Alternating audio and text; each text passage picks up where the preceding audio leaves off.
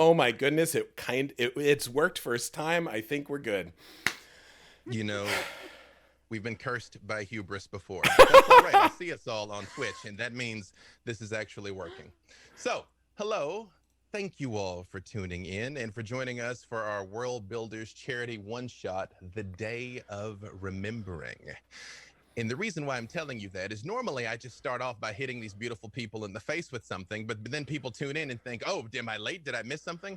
No, we just dove right into the story like this. You are all running through the forest. It is late. You can barely see in front of you. Even though the moon is high in the sky and it is giant and full, the trees are blocking it out, causing long, deep patches of shadow as you run through, your heart pounding in your chest. Off in the distance, you hear the rumbling and crashing of something ominous pursuing you through the trees. And as you are running, heaving, panting, acid flowing through your veins, what would you like to do? I fall into a rear guard action to protect my friends. I believe, Sage, you might be muted. I saw your lips moving. I don't hear anything. You right. I just want to check that my wildfire spirit is with me. It is not. As you look down, Kevin is not there. Oh, God. It is getting closer. What would you all like to do? It appears to be getting closer to us no matter how fast we run. As it seems like it is faster than you are. I will turn around, hand on my sword, and wait for the approach of the beast that is pursuing us. Mossbrow, as you reach down for your sword, it isn't there. You have a small knife that seems more fitting boning a fish than doing battle. And more important than that, you're not a warforged. Your hands are fleshy and wrinkled, but gnarled, like the hands of someone who has worked out in the wilderness for a very long time. But this is not your hands, and this is not your body. This is very unusual. Friends, something strange is happening. I'm going to quickly turn around, throwing my orrery, tapping one of the planets that revolve around it, and cast fairy fire at whatever's behind us. I need to see this thing. Pernicus, as you reach for your orrery with a flourish, a move you've done countless times, it isn't there.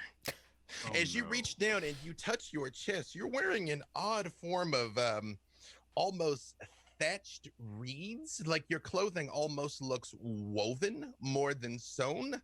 Gross. And worst of all, your fur is missing and you're wrapped in the soft, fleshy body of a person of some sort. Oh my God, look at you. This is disgusting. Everyone looks weird. Wait, quick, am I tall? Am I tall? Oh, tell me I'm tall. Is she tall? As you look at Vatra, she looks positively grandmotherly. She has a warm face with deep smile lines around her eyes. And next to her, you see a very large creature that has been long extinct in these lands. It resembles a cow, but it's got long, massive horns and shaggy fur all over it. It is an auroch, and it's wearing a heavy yoke, and she's holding on to a rope. And the creature is very restless, clearly, and it is stomping the ground. Whatever is coming, the auroch knows and does not want to be here. Hey, Mima, can you put the cow down? We have to scoot. I don't know what you're saying. I don't know what's happening. Kevin? Does it respond to the name at all? I just give it a gentle granny pat. It does not. It looks at you and its eyes are wide and bloodshot. And you understand instinctively that this thing is about to take off running. And as you all survey this area up ahead of you, running through the woods, you see a handful of people, maybe another 12 or so, also running along with cattle, similar to this one, as you hear crashing through the trees, getting closer and closer. What is Harith doing during all of this? Harith reaches back for her cloak of the bat, assuming that she will not find it, but trying anyway. When you pull the hood up, prepared to take to the wing, it is just an odd leather that is patched and worn with use and time. She says, yes, to be expected, and then tries to mount the cow.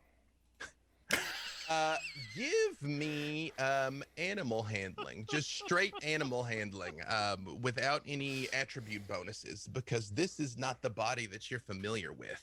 She rolls a 4. Vatra, as you see this other strange-looking woman goes and attempts to vault onto the back of your Auroch, it rotates its head, hooks the horn under your leg, and just flips you over the other side of it into a heap on the ground, Harith. Oh, he did not like that. No, it does not seem that this animal did enjoy that. She's laying flat on her back, staring at it. I'll offer a hand. They help you up. Friends, I'm very sorry, but something is happening in the center of my body where a moment ago air was going in and coming out kind of rhythmically, and now I've become aware that that's happening, and I'm worried that because now I'm doing it consciously, that if I stop paying attention to doing it, it will stop. Is this important, and should I keep concentrating on doing it? Yeah. No. Yes. Look at what I'm wearing. I have allergies.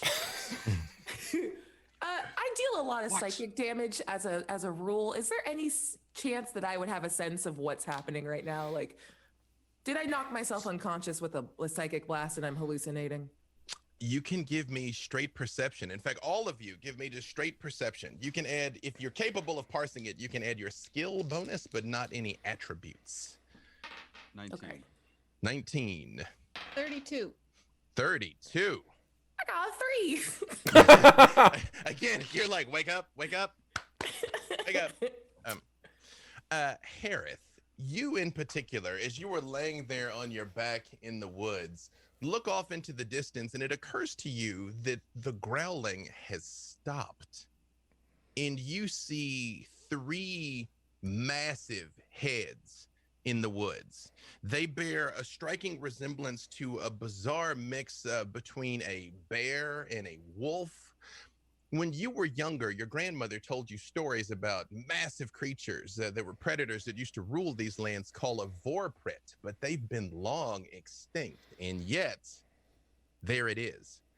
And when you see it, and also you see this, Pernicus, the Auroch turns and bolts, running after the people, and these 3 creatures come charging out of the wilderness towards all of you, growling. I was still holding on to the rope. Give me athletics to see if you are in fact still holding, or it might be bringing you with it. Let's see. Oh no. That's an 11. You know, that is moderate success. I would say it's right now the dog is walking you. But you have it as because it can only go so fast through the trees, especially with its horns and things. But it is very much gone. Does anybody? I can't see. Does anybody have anything on their belt? Is there a sword amongst us? Are just we peasants? Do I not even have my harp? You don't, Luciant, which is the worst of things. You don't. You do have like a woodsman's axe on your back.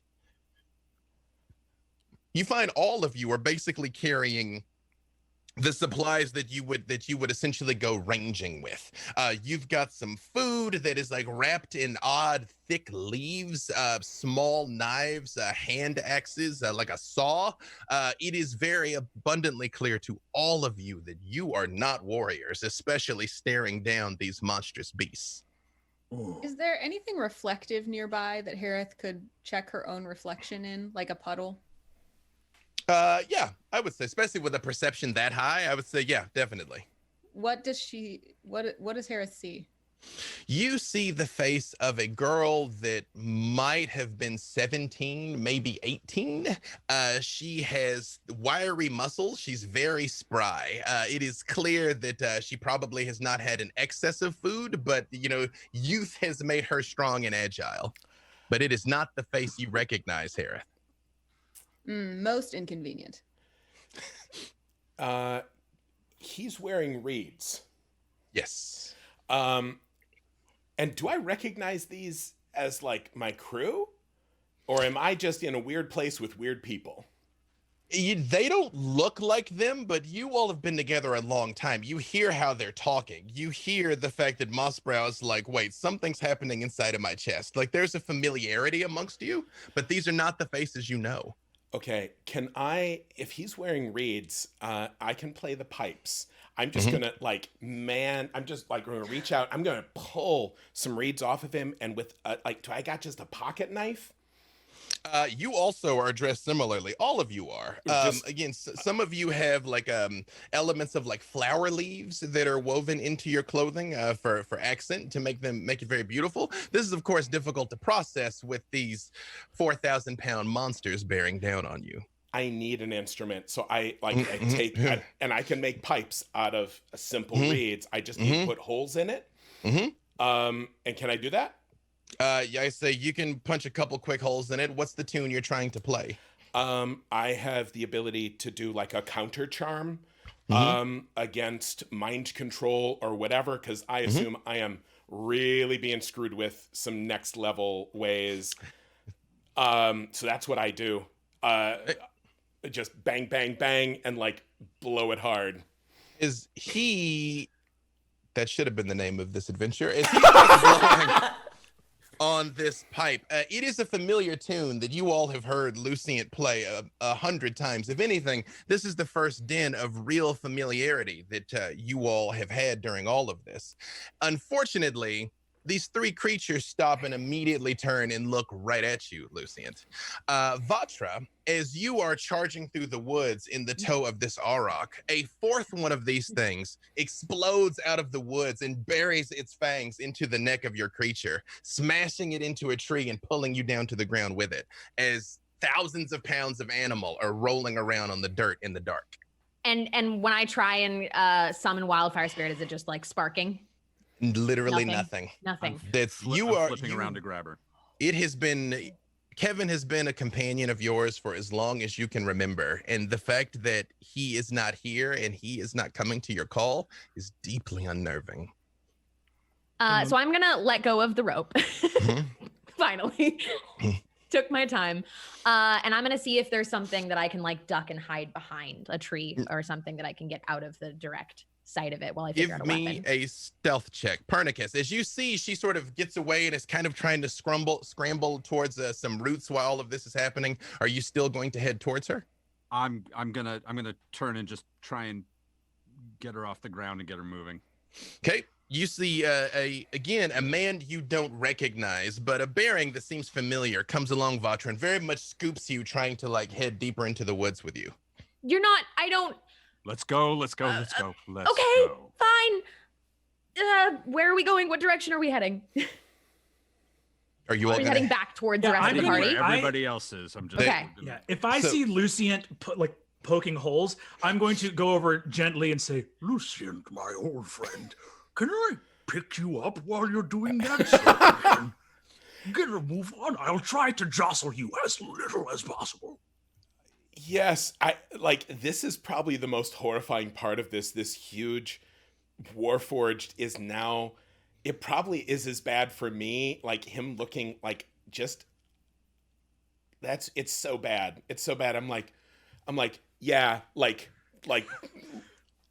I'm going to scoop Lucient up in my arms and just try to sprint as fast with the bottom half of my body while keeping the top half of my body as helpfully still as I can so that Lucient can work on his pipes and just sprint and look at Harith and Timpani and say, I think some of my companions have made the decision to head off deeper into the forest.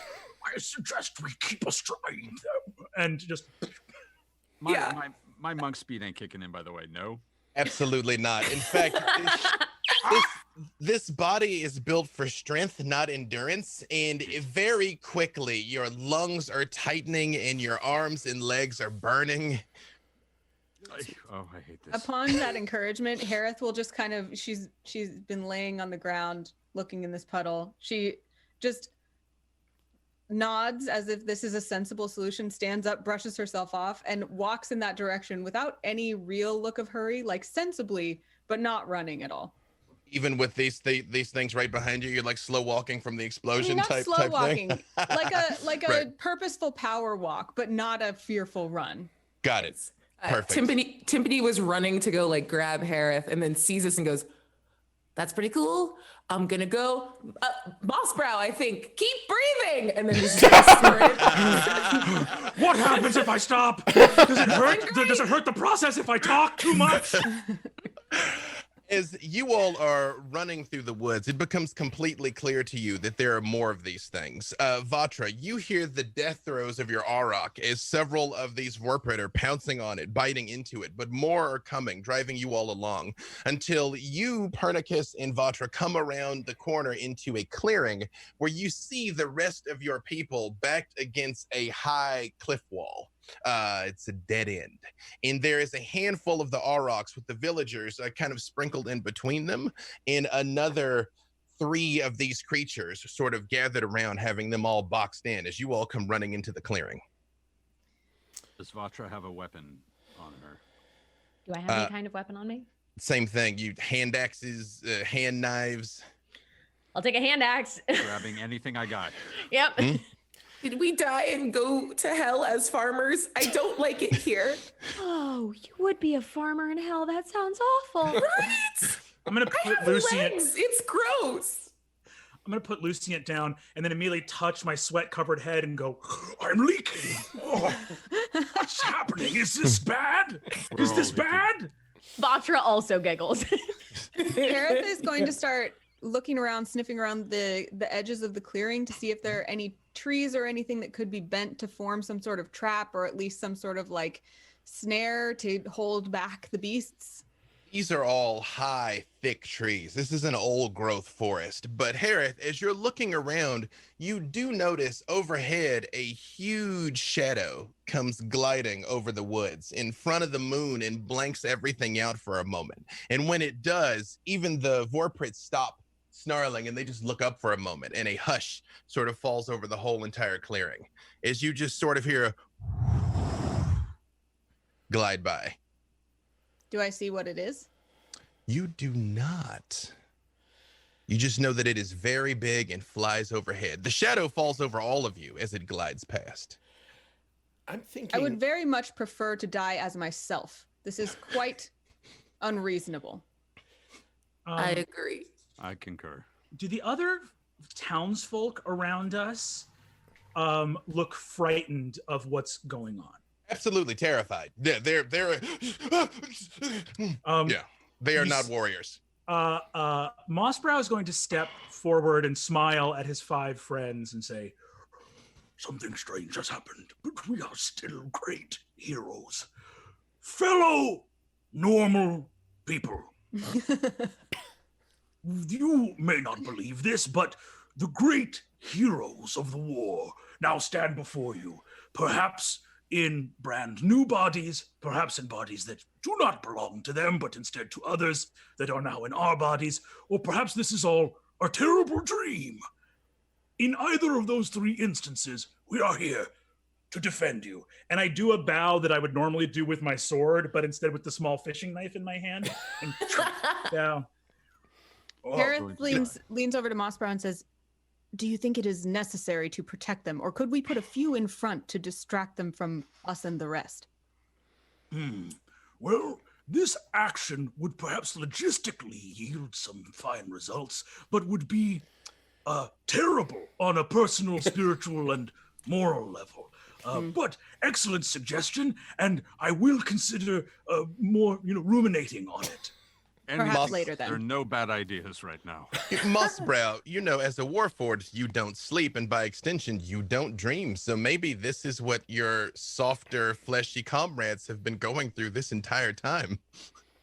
If this is a dream, what's that thing about? There's a thing if you're in a dream. I remember, and I'm just going to stab myself in the hand. Oh my god. Whoa, no. Oh, Oh, yes, good that's idea. not- This will prove something. I keep reaching back for my staff of healing that isn't there. Like, What is that? Does that happen every time you've ever been injured? Yes.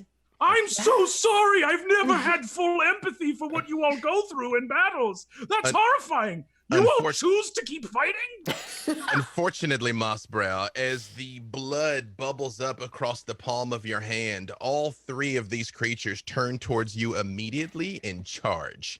As they come bounding over the clearing straight towards you, out of the sky, you all see what looks like a streak come flying down and smash into it, just right in front of you, with a noise and force that knocks you all to the ground temporarily. As you hear,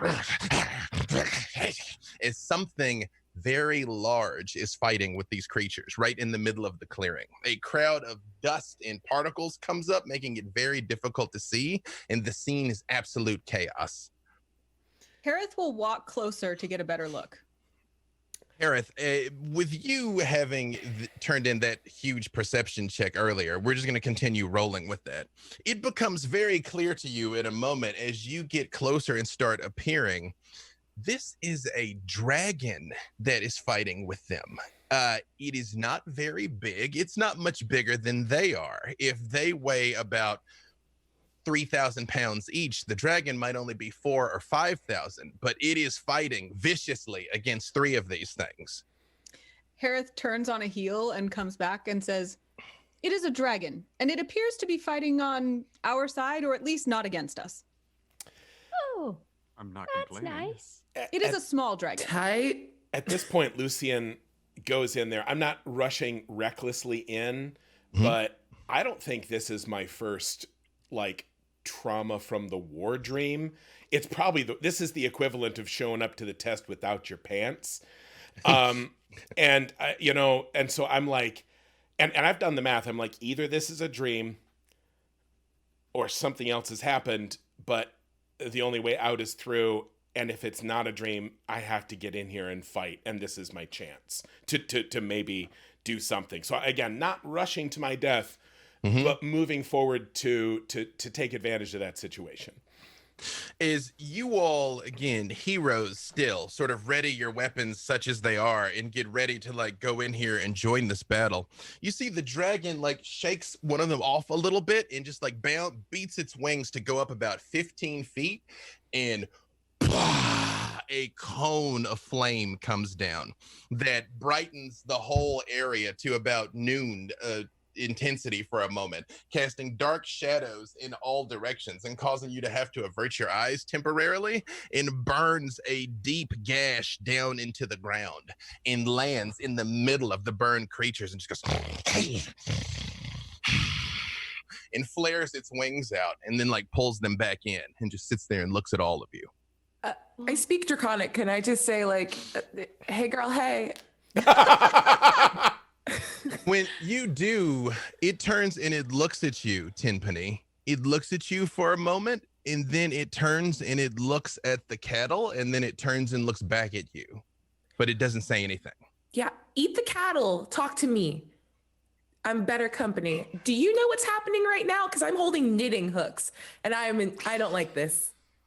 Now that you all can see this thing, it is bitten and slashed from the battle it just endured. It is very small.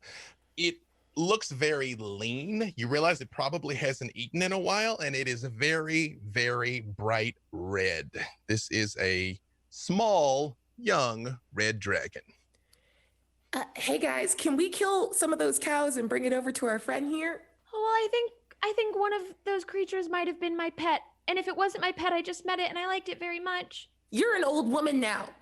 What does that mean? I don't know. You should have cats, not cows. Can we please kill not Kevin and then bring it over? Harith is already walking over there and grabbing a cow by the horn. Oh my God, yeah, thank no, I'm you. going. Of course, the cow very much is trying to throw it in reverse. Like, it still comprehends on an instinctual level, like, no, though. And you see the villagers watching you do this, Harith, all kind of start moving away from the cattle. And they just sort of, like, motion towards it. And, like, the dragon sort of, like, looks around at all of them and, like, looks at you, Timpani, and just crouches down and pounces over on one of the cows and buries its, like, fangs into its neck. And the rest of the Aurochs are freaking out. And you see the other villagers watching this stop and slowly start dropping down to their knees Oh. in front of this while it's all happening. Harith wipes some of the cow blood off of her cheek and bows respectfully and motions to the cattle and steps back with eyes averted. I'm going to turn to my friends that are still standing and say, it does not feel honorable to send the cows to a sacrifice that we would not submit to ourselves. I will offer myself to be eaten. I get a hand on that is very him. kind of you, Mossbrow. Like 2 of those a week. I have no problem with this. I mean, not the whole one, obviously, but You have to use every part of it. We've been talking about bone broth for weeks now. Hold on.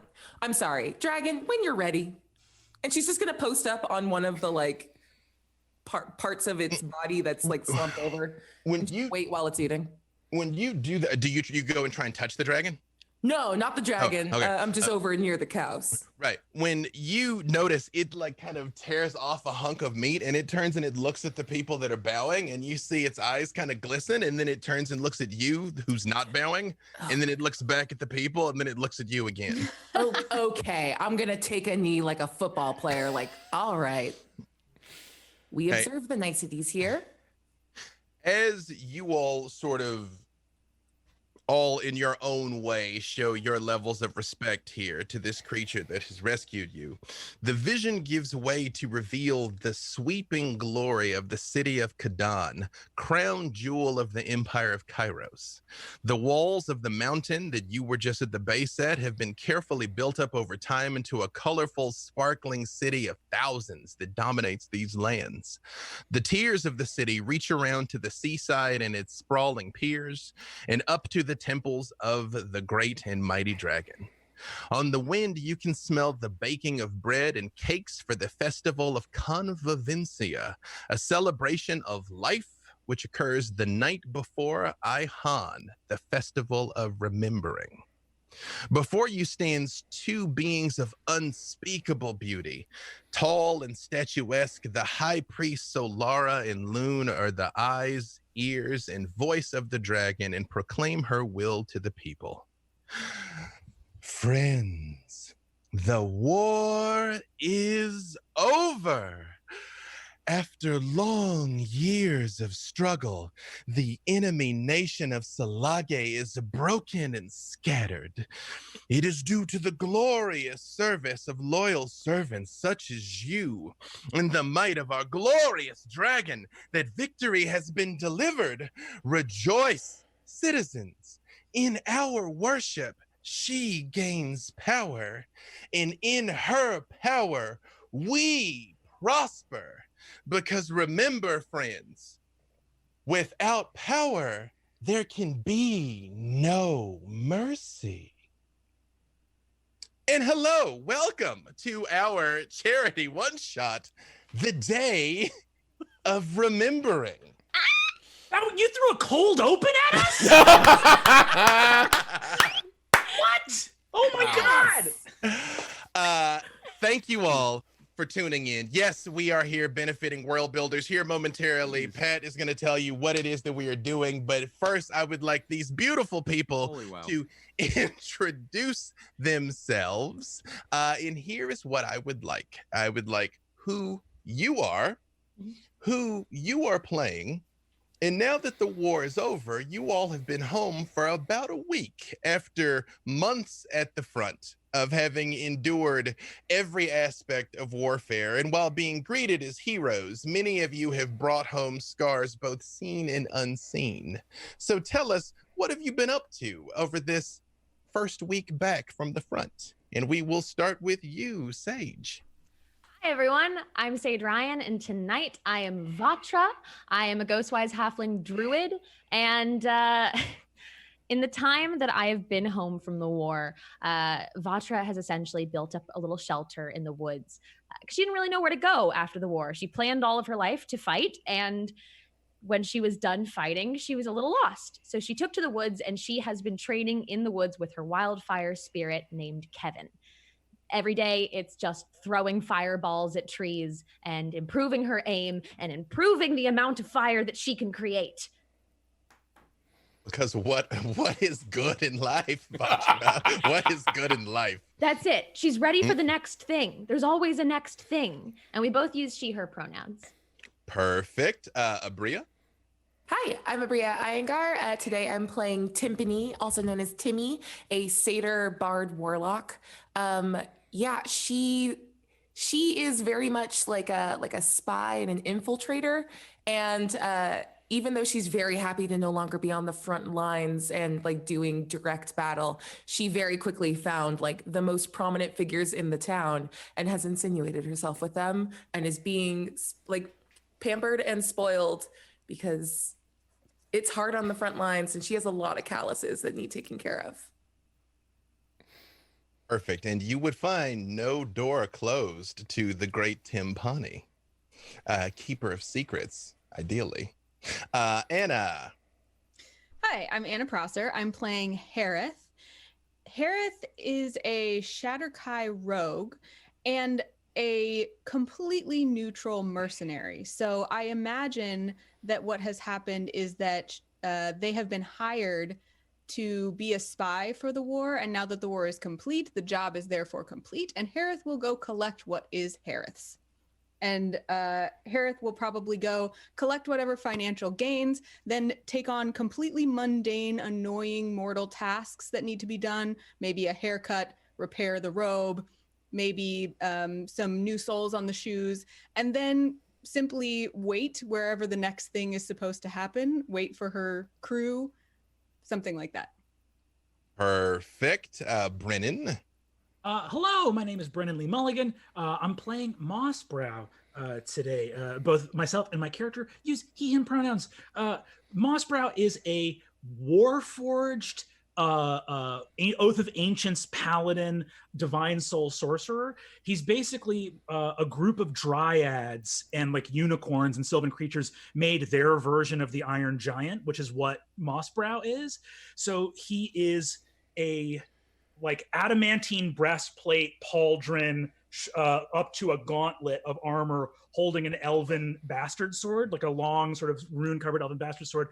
But his left arm is like a druidic menhir covered in runes. His legs are tree stumps, and the armor is filled up with like vines and roots. So he's very much not like artificers crafted a warforged. It's very much like, hey, these fairies found some chunks of old armor lying around, and his head is a menhir stone that is oblong and sideways. So he's got like Hey Arnold head, basically. And his eyes are way towards the ends of it that are just big, luminous, bright spots of like silvery starlight deep in this moss-covered boulder. And he has a little depression in the top of his boulder head that naturally collects rainwater, and there's usually birds up there. And what Mossbrow is here to protect the wild and sylvan and magical places of the world. He's extremely lawful good. And the first thing he did after the war was over was go exactly back to the spot where he was first animated and stand still and shut himself down so the birds would have a place to bathe. And that's what he's happiest doing. You're a manic pixie dream machine, baby. Put it on my tombstone, baby. I'm like, speaking of manic pixie dream machine, Taliesin. Actual Faye yes. Taliesin. Wow. I'm Taliesin Jaffe, and today I'm playing Pernicus Meow, who is a tabaxi druid monk, who's an Abyssinian tabaxi in very, very expensive fine robes. And is a little genteel. He him has decided after the war, which was terribly disgusting and gross, to retire back to his observatory in the Catskill Peak and study the universe and continue his work. Well, get at least the observatory back and running so that he can get back to his studies. Perfect. And last but certainly not least, to tell us both who you are and what it is that we are doing here, Mr. Patrick Rothfuss. Hey there. My name's Pat Rothfuss. I'm playing Luciant, or Lucy. I am he, him. So is Luciant, although he is commonly mistaken for a woman. He's a little androgynous in his look, and doesn't particularly mind if people make the mistake, because it's useful for him. And how long did the war go on? You all have been, but you all have served for different amounts of time. For the most part, it's been between 6 to 9 months that you were out there in the thick of it. The battle that put you all on the map, the Battle of Vizi Pancha, was about 6 months ago. I think Lucient has been around since the beginning, and he has been winning the war the way that you have to win every war, really, despite what people think, is you win it with morale.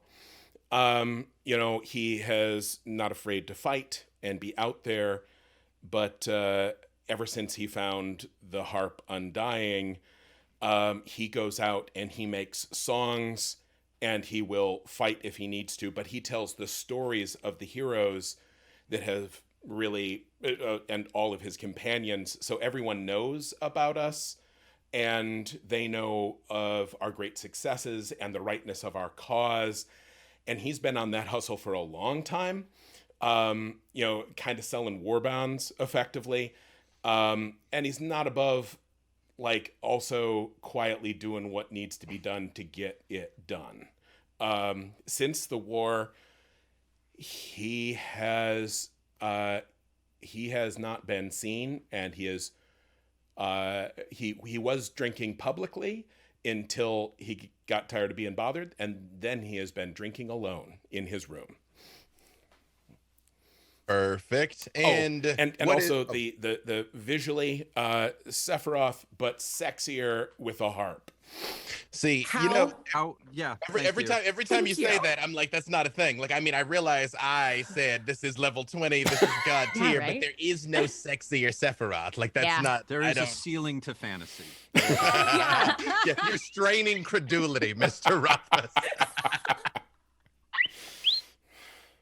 Yes, but please to also tell us what is the wonderful event that we are here for today. I've had the privilege of hearing this a couple of times because I've got to do some wonderful things this time. But for those who are not aware of Worldbuilders and Heifer, why are we here today, good sir? Well, back in the day when I had been published for just a little bit, I accidentally started a charity on my blog, thinking I would just maybe raise a little bit of money with the people who read my blog. And it turns out that geeks are, generally speaking, kind, large-hearted, and want to make the world a better place. Since then, I've been trying to do it less and less haphazard, and Worldbuilders has grown into an organization that has raised more than $14 million to make the world a better place. Most of it going to Heifer International, which is a very old, well-established charity that believes that if only food grew on trees, maybe we could solve some problems. And Heifer has been doing it for 75 years. They go out and they provide education, tools, and then materials so that people can get control of their lives forever. And it's a whole different approach to charity than what I always thought was charity growing up, which is if someone was hungry, then you fed them. But that was always a really depressing thought, because then if you stopped helping, they were hungry. Whereas Heifer goes in and teaches people some good techniques and then maybe gives them honeybees. And suddenly their small farm plot produces 200-300 times as much food. And then they also get honey and they get wax as cash crops. Maybe they give them trees and then they have fruits and nuts to sell, and also like a nutritional diversity. Or, you know, what I always talk about is chickens. For $20, Heifer can go in and give people chickens and teach them how to take care of them. And spoiler alert, chickens make eggs, and eggs are good food. And then also they make more chickens. And then, I mean, chickens OP is what I'm saying. It's like Find you a bird that can do both. Infinite chicken loop. And so giving a family a goat or a cow or a flock of chickens is effectively giving them a small business, which gives them a source of income, because you can sell the extra milk or eggs, and then the family gets to have a reliable source of food, and it goes on forever. It's a small business that gives birth to other small businesses, and it's like an avalanche of good moving endlessly into the future. And if you come in and donate to Worldbuilders. 100% of your donation goes on to Heifer International. We don't keep any of that. And also you get a chance to win thousands of books and games. Wormwood Tables is giving us 3 different customizable tables this year. You can build the table of your dreams, the table that your heart truly wants. Every $10 you kick in is another chance to win. And if you donate on the D&D team page that's being shared in the chat right now, I will show you very briefly, we have made cool D&D cards over the years, where Critical Role helped us out back in the day, and there's all sorts of things. You can go look at the links, go look at the prizes. They let you do like cool things in your D&D games, like... Wait, can I just, sorry, I don't mean to interrupt. It's because I'm super interrupting and I don't mean to spoil it. When do I get to announce my card? Because like, come on, we've been doing this come on. There's cards by cool people like B. Dave Walters. Announce it right now. Announce it right now. Okay. Okay. My card is the Time Warp. You reset the last 30 seconds of gameplay. And when that 30 seconds catches up, you disappear for 30 seconds. You can use it any game, any setting, D&D Vampire, boom, accepted everywhere. What? Nice. Can I use it in social interactions? Yes, literally. If you throw it in a social interaction, I will personally arrive and distract a person for 30 seconds. You think, don't threaten me with a good time. All right, 30 seconds and a smoke bomb and you're out. There's a ton of cool prizes and these cards, which we make in collaboration with a bunch of cool D&D people. Some of them offer a mechanical advantage. Some of them are more conceptual, such as the Pat Rothfuss bullshit card. Oh my God. And one of my favorites from James D'Amato, One Improbable Kiss, Pending Consent. This got me thinking of these cards in a whole different way. And since then, we've pursued like less mechanical things and more stuff like B. Dave or Felicia Day's, like Let's Keep It Weird, or Will Wheaton's Don't Be a Dick card. We're going to be doing more and more of these over the years, and you get a chance to win previous year's ones if you donate on the D&D team page. And the end. Did I stay under 5 minutes? I was really shooting for that.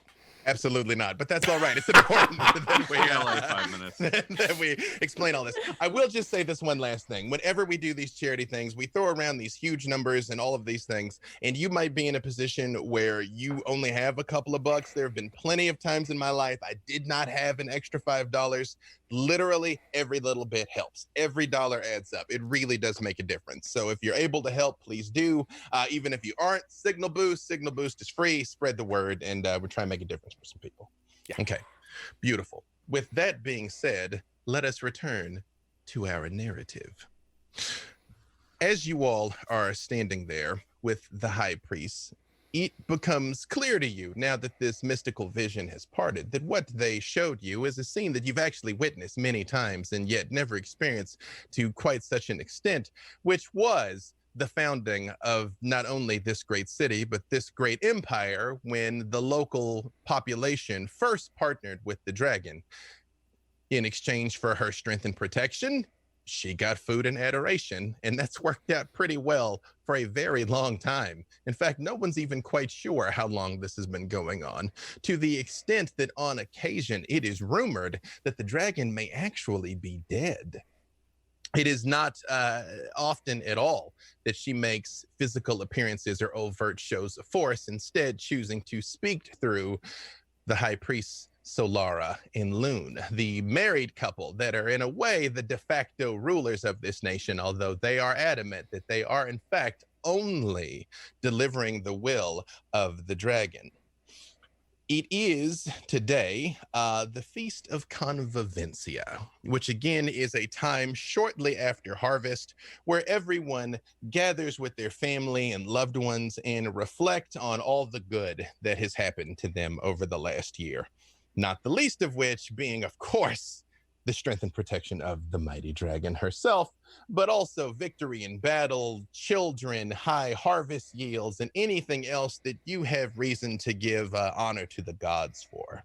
It again is set before Ihan, which is the day of remembering, where you remember fallen comrades, ancestors, anything that you have lost over time. Essentially, you give thanks for what you have, and then the next day, you give remembrance for what you have lost. As you all stand here in front of the high priest and priestess, it is in fact an honor to even be given an audience with the two of them.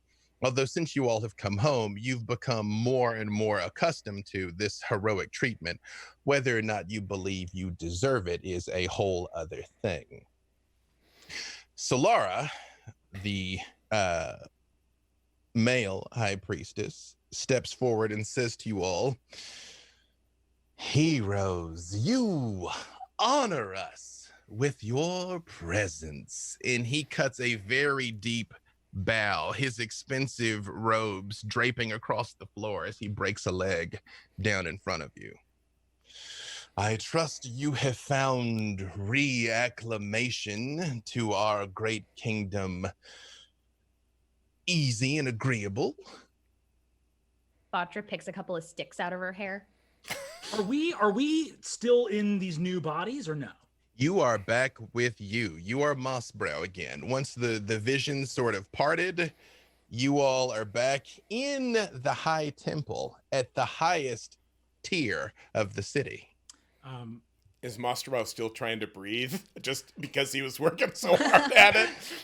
I'm gonna look over at you, Lucian. As you look over at me, I'm gonna look over at you and put a giant, because I have my left arm doesn't have a hand at all. I only got the gauntlet on the right one, so I'm gonna put my gauntleted right hand on your shoulder. That's just animated with like moving vines and stuff in there, and go, My friend, I never understood how bad it was to be like all of you. And I'm very sorry. All of the hard parts are on the inside, and the soft parts are on the outside. Why would that be the order of things? Moss, you have said so many true things to me over the years, and none of them are truer than the fact that all the hard parts are on the inside. And I'm sorry you had to deal with that for a little bit. Yes. But you know, back to normal, right? For this we can be grateful. I am glad you are all returned to your forms. It's so nice to see everyone again. Loon speaks up and she says, "Yes, I apologize for the immersive nature of the experience, but it is important to remind everyone on occasion why it is we prosper as we do. We are awaiting one more person for our grand conclave, and then we shall proceed. My dearest love and I shall leave you all for a moment so that you might catch up as one does, and then we will proceed." Apology accepted, thank you. It was quite unpleasant. She looks at you for a moment and gives you the full, like, your reputation precedes you. Your acerbic wit is delightful and pleasing. No, it is not. No, it is not. And the two of them turn and sort of walk. This is a large, sprawling place. It's got high marble columns that opens up to where you can easily see out over the city and off into the distance for miles in all directions and out over the sea. So they retreat some 50, 60 feet away to the far side of the room, but they're still visible, leaving you all there to talk amongst yourselves. That was deeply unpleasant. Ooh, yeah. Does anyone else remember agreeing to that? I don't remember agreeing to that. Absolutely not. I would never. I might. You're so old, Vatra. I was really old, which is like, I don't know, maybe better than looking like a child and having everyone not let me into the bars, but I didn't like it. I didn't like not having Kevin with me. When you say that, you feel a burst of heat on your shoulder and a familiar flaming nuzzle against your head. What does Kevin look like? So Kevin is the size of about a bobcat. It's a big cat. God. So he's probably just got like 2 paws up and a head, and is entirely made of fire. This is my wildfire spirit, and travels with me everywhere like a Ash and Pokemon and Pikachu situation in Pokemon. So it's literally just cat-shaped fire. He does not communicate out loud. However, we do communicate. You all are quite familiar with Kevin. You've seen him on many a battlefield. He has singed many a robe. Timmy is going to take a delicate clip-clop to her right and sweep her robes away. I told you to 6 stay. feet, 6 No, I feet. told you to stay out. And I'm gonna are there like banquet tables or something nearby? Yes. Oh, there's I'm got gonna to be a lift bar up here. the tablecloth and I'm gonna usher Kevin under the tablecloth so we don't get in trouble. Kevin scoots under, and in about On fire. 10 seconds, you hear the crackling of the table. No, back up, back up, back up, Right. back up, back up. Right. Come on. Just come scrambling back out again. It is wild that you don't know how fire works. I'm just rarely in places that I'm not allowed to start a fire. Fair. Fair enough. Dave, could I roll an insight check on the high priest and priestess? Absolutely. Great. Again, you know the 2 of them by reputation. All of you have been gathered and heard Solara and Loon speak. This is the first time you've ever had an audience with them personally. Oh, okay. Mhm. I rolled a 26 on my insight check. Oh my God. Your father a polygraph machine? It just like, comes printing out like a digit. They are genuinely proud of you, and they need you more than they want to admit. Gotcha. Now, when you say they're proud of us, I assume you mean in the would I interpret that more as like we add esteem and prestige to their image of themselves and their role in the culture, or like is that a genuine goodwill and fellowship kind of proud? With the 26, I mean, again, 30 is godlike success, so 26 is pretty significant. You all were pivotal to winning the war. You made the army look better, which makes the empire look better, which makes them look better. So in that, they really are like, good hustle, kid. You know what I mean? Like, hey, yeah. However, again, the number one thing you get, I would say the main 2 things is they are not lying to you, and they need you more than they want to admit. You're not here for pleasantries. They want something. That makes sense. I would also just say out loud, I only really play with one house rule at my tables, that a 20 always succeeds and a 1 always fails, even on skill checks, because you are never so good that you cannot fail, and things are never so hopeless that you might find a way to win. So that's how it always is. Yep. Hey, anything else you all would talk amongst yourselves? Now that, again, this is the first time you've seen each other in about a week or so since you rotated home, unless any of you would have kept in touch over that time. I mean, I I'm feel like- definitely. Oh God. I feel like Vatra might have come visit at some point. I have plenty of space for everybody. So Yeah, I didn't have much else to do. and it's lovely. We've got some lovely forest around the mountain. So I left my forest and I went to his forest. It was a lot of fun. What did you guys do? Oh, I have very important news from the deep forest. A new family of chickadees has moved into the large beech tree near my glade.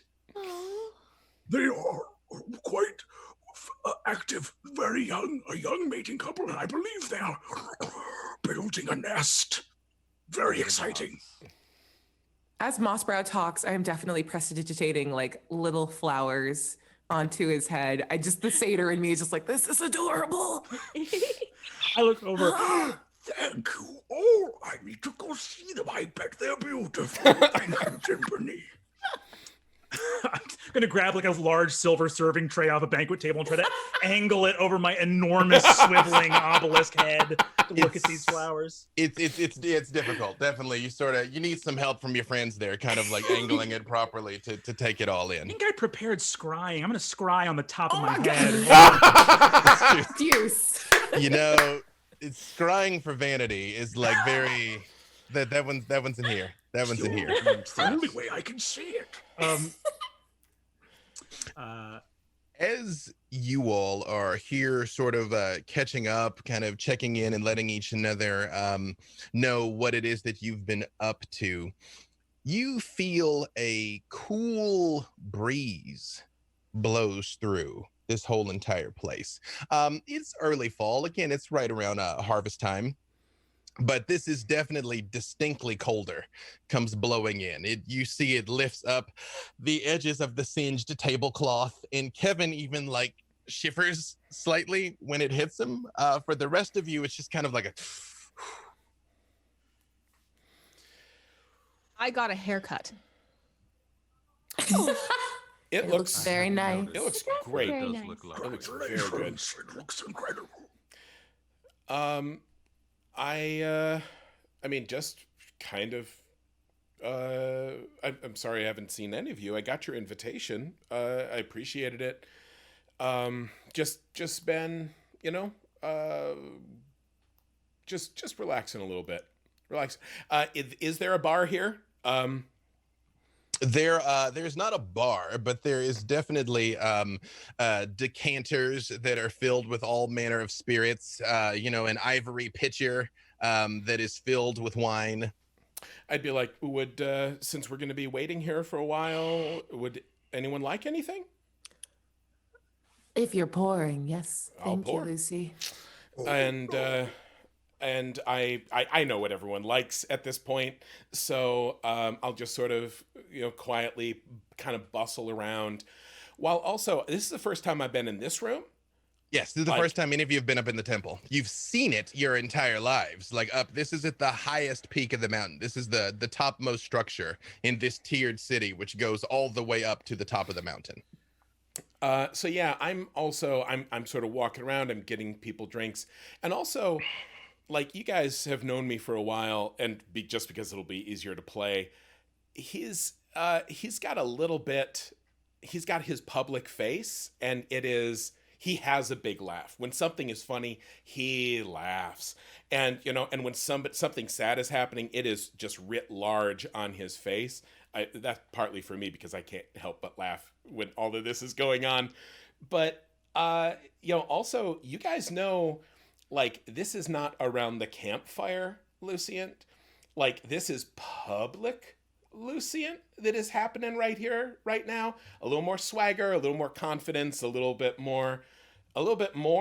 And so he's on the job right now. And you've seen that toggle back and forth when the difference between when he's in front of an audience and making the empire look good and when it's just all y'all sitting around. And so while I'm taking drinks back and forth, I'm also scouting. I want to know everything there is about this place. I want to know how did I actually get. I'm trying to figure some shit out.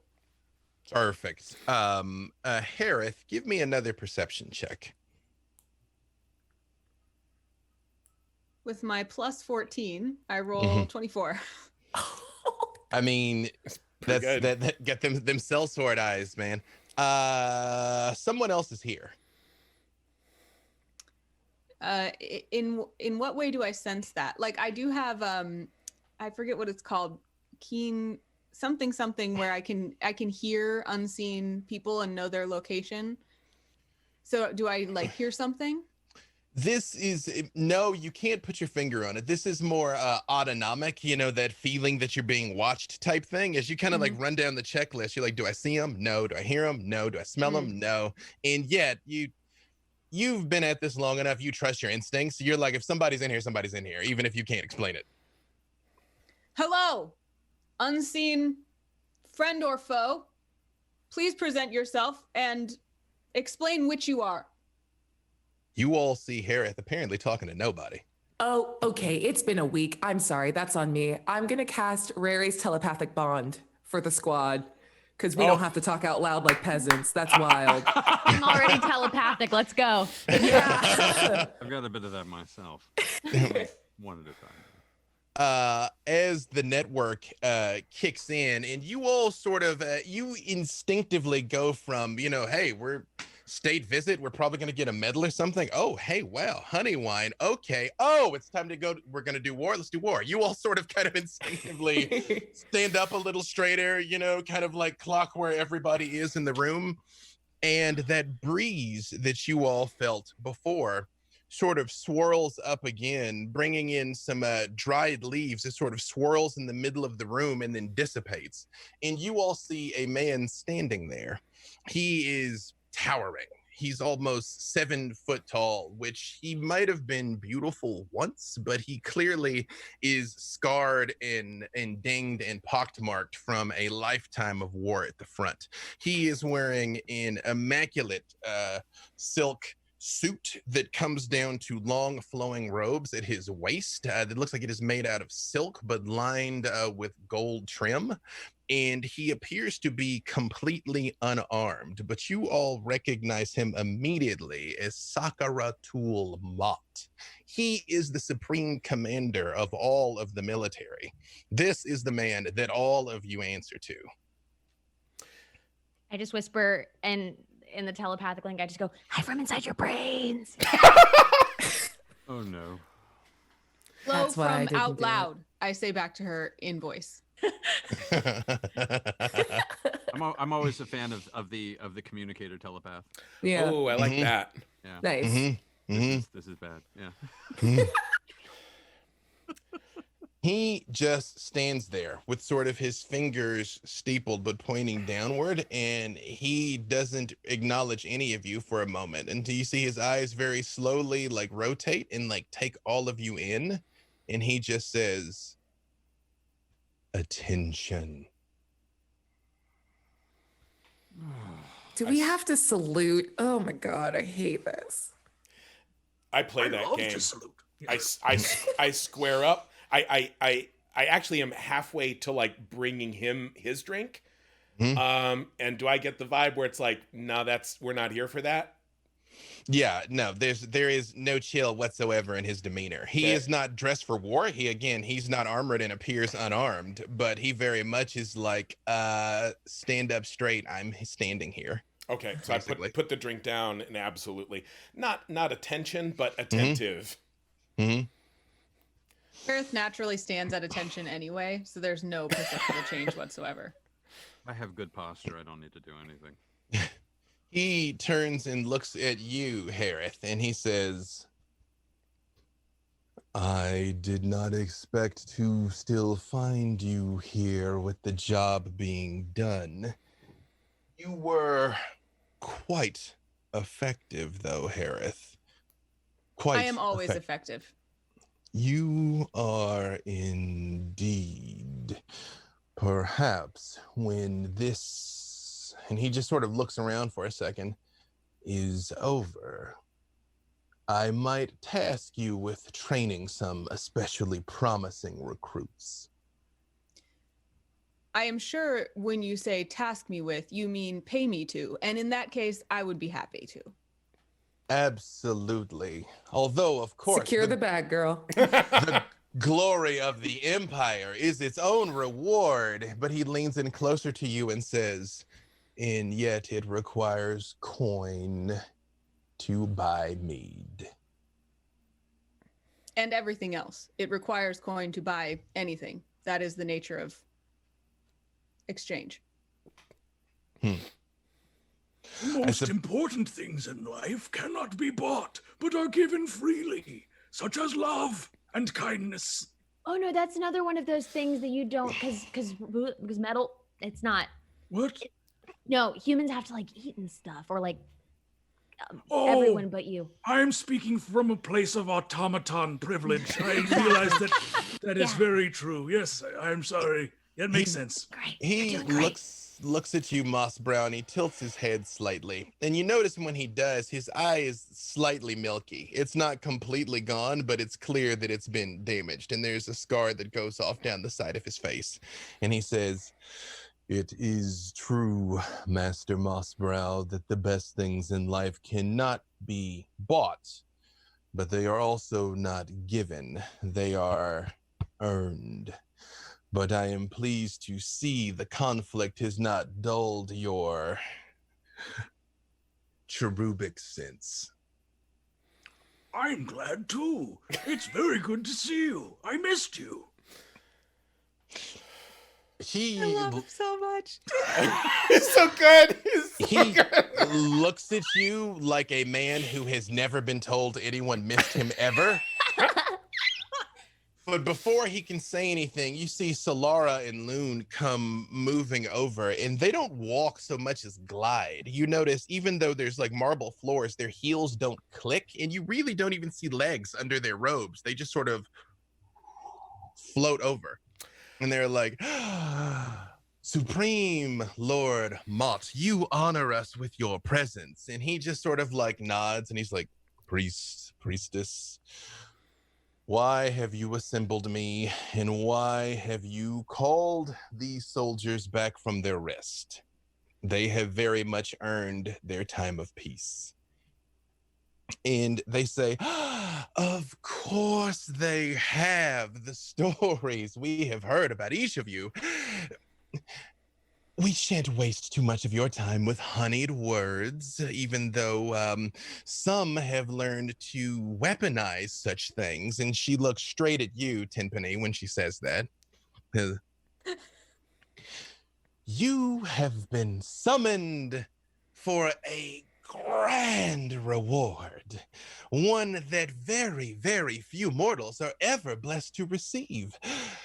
Our great protector, our wise and powerful leader, has deemed in her wisdom to grant all of you, you seven, you worthy few, an audience with her." I'm I just am going to fond go of on the record. rewards. I don't trust this. Just saying it for the group. Yeah, this feels bad. Whom? Okay. Got it. I was excited. Okay. They turn and they both look at you and they say, "Oh, Lord Meow, you know who? The dragon." Sorry, I'm giggling at Lord Meow. Yeah, that's Hey, amazing. that's the man's name. Pernicus. Meow. Pernicus. Pernicus. Oh, yes, the back of the throat. Pernicus. Meow. Come, we should not leave her waiting. And they turn on their heels and they start walking. Now, again, this is like, to give you all some context, at the risk of using Judeo-Christian symbolism. One, you all have been invited into the Temple of Solomon, already an honor. Two, they're like, "Hey, you know that Holy of Holies that we got back there? Come on down," is essentially what's happening right now. This is exciting. We should all go do this. Why Dragons are have you money. Tartar right now? Listen, I always say, give people 7 to 10 chances of betraying you, and then start to get mad. And Then light them on fire. I'm glad you. Yes, I think that's a good idea after that 7th or 10th betrayal. And I'm gonna head off towards the to the chamber that the priests and priestess are leading us towards. I'm scampering to keep up with Mossbrow. I feel like, Mossbrow, between the description that you gave and your dexterity of a whopping 6, your heavy footfalls are stomping on this marble, and you in particular, Pernicus, can't help but notice every once in a while you hear as he is cracking priceless marble that is probably centuries old, as he's just like happily stomping through this temple. Doom, doom, doom. Can I like drop back, sorry, a couple steps behind Mossbrow and just try to do like a little stomp mending behind, just kind of patch it up on the way. I will join you for that. This Thank is breaking you. my heart. I just want to like loop arms with Pernicus and just you look lovely as we're like casting behind Mossbrow. Is absolutely perfect as you all are sort of like sprinkling behind and he's happily oblivious, kind of walking forward here. Yeah, we got a 6 dexterity and a 9 intelligence over here, gang. We had some fun rolls. He must be protected at all costs. But she got the a marble 25. must be protected at all costs.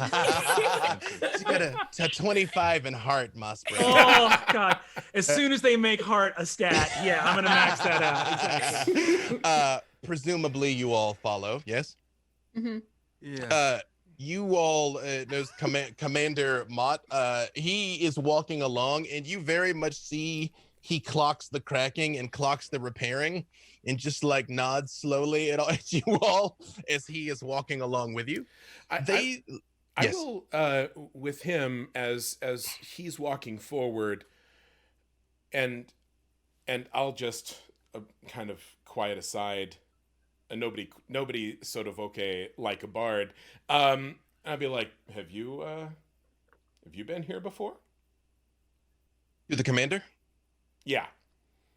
As he's walking, he says, I have had the will of the dragon spoken to me before, yes. But if you are asking, have I been granted a personal audience?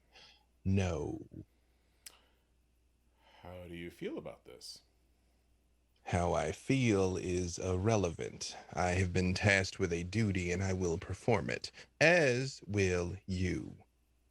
Okay. Insight check. Absolutely. I will say there is one other thing you all know about this man. You never fought on the same field as him, but the stories about him are when he fights, he draws power from the dead. Every person that he himself kills or even dies around him, if the stories are to be true, make him stronger to the point of being unstoppable. There are countless stories of him when turning the tide of conflicts almost single-handedly. Some of you are in the business of spinning narratives to the glory of the Empire, so this may or may not be true, but that is in fact the word on the waves. Insight. I'd grab a little bit of that too, if that's okay. Okay, yeah, absolutely. 18. 18. 30. Pernicus, I'm never looking at anyone again. You sense well, Pernicus, you sense no deception. Lucient, he's telling you 100% the truth. He's never been here, but if this is his duty, this is what it is. You definitely get the feeling that he's the type of person that if they come down here and the dragon's like, kill them all, he will. If the dragon's like, hop here in my mouth, he will. Like, I mean, he is a true believer. Wow. Through and through. Like, glory to the Empire. Okay. So no nervousness at all, you know? Okay. Nah, he's been through this too many times. He's a fighting man. Okay. Yeah.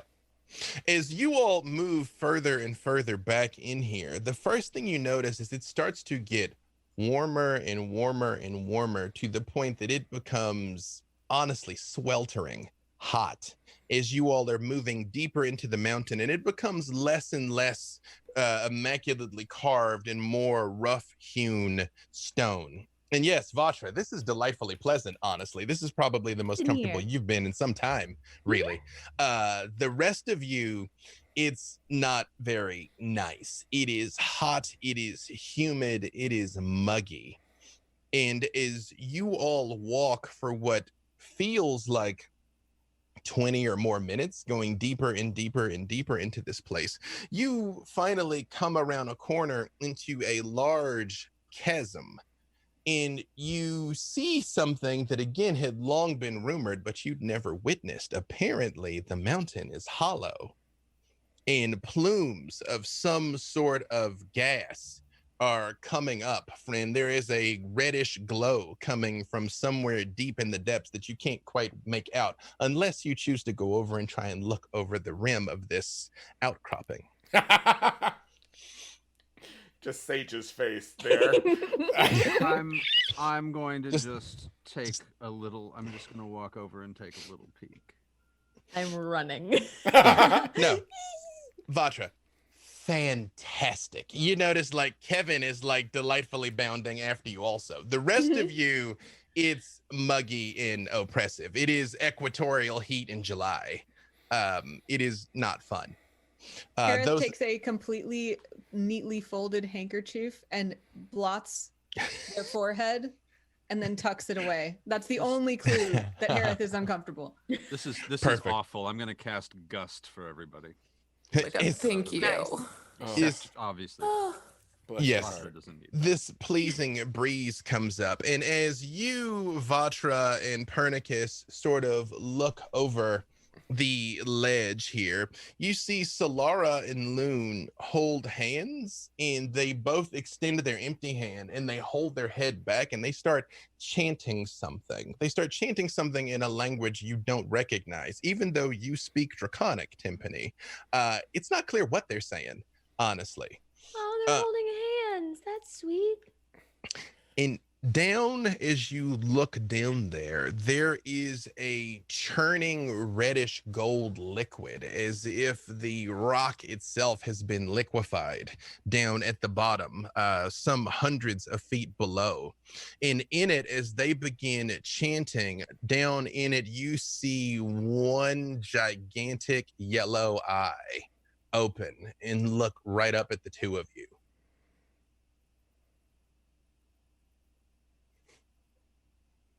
Hello? In your mind, you hear Pernicus. Hello. I will admit that's a little unsettling, but hello. Are you not meant to be unsettled in the presence of the divine? I suppose that's fair. Is anyone else hearing this? Anyone? Anyone? Nope. What? Okay. What? Although, You're what? Vatra, you at the exact same time hear, Vatra, my child, I have watched your career with rapt fascination. You are a credit to your people and to the Empire. Thank you. That's so cool. Did you hear that? No. Once no. again, Pernicus. no. Yep. Sorry. You see, especially the two of you that are looking over the ledge, you see a head emerge that is almost incomprehensibly big.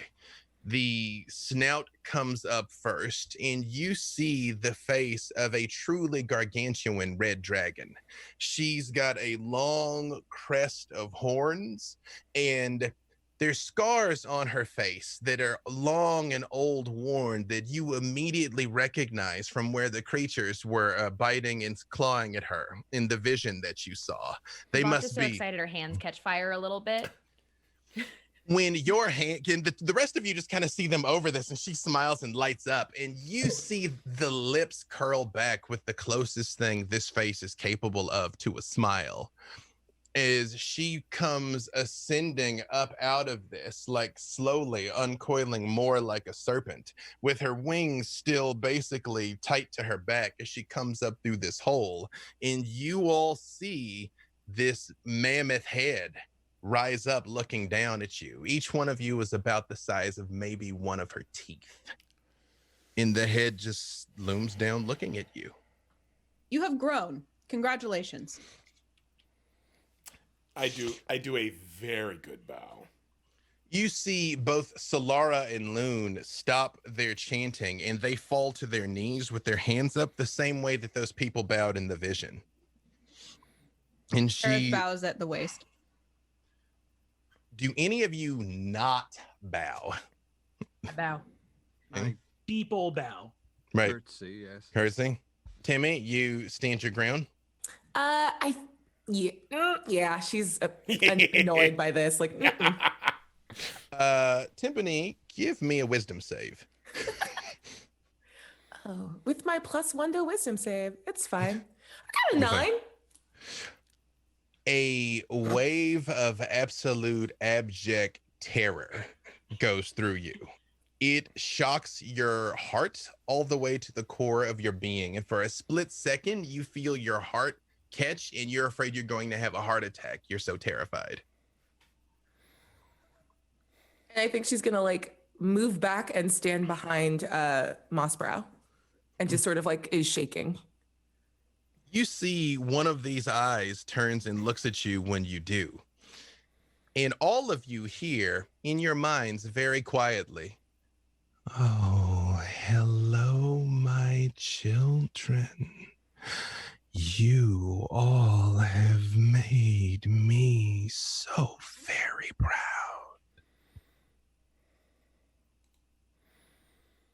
Hello. Nice to meet you. You have a very good cave. Mossbrow, my champion. I have been so pleased with you. I have been so pleased with all of you. Although Timpani could learn some respect, it is customary to bow. Sorry, I have bad knees from the war. And she just bows, just drops to her knees behind Mossbrow, just like hugging onto his knee joint. Yes, I know you and your brother suffered so much. I wish there was something I could do to make it up to you. I assure you, you have my not inconsiderate gratitude for all time.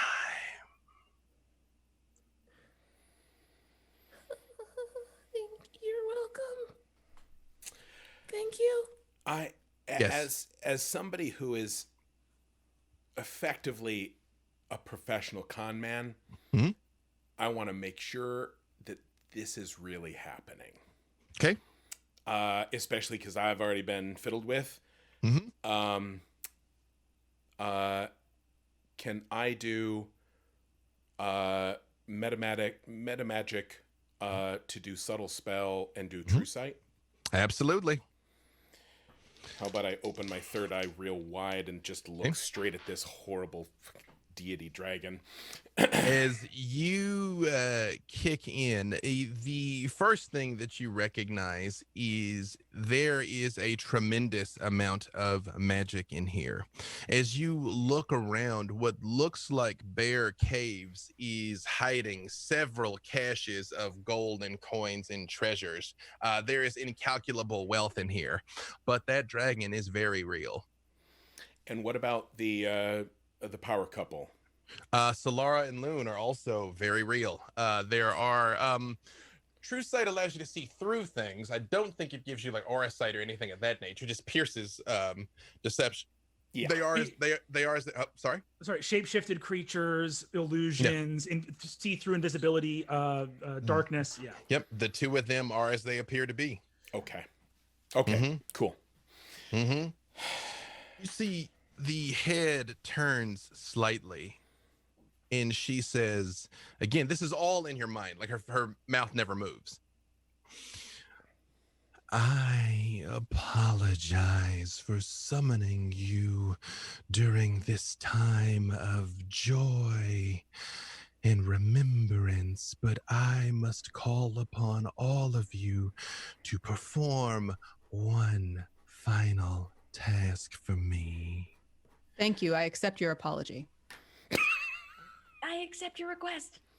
I do not accept your apology because it's always a pleasure to do a favor for a friend.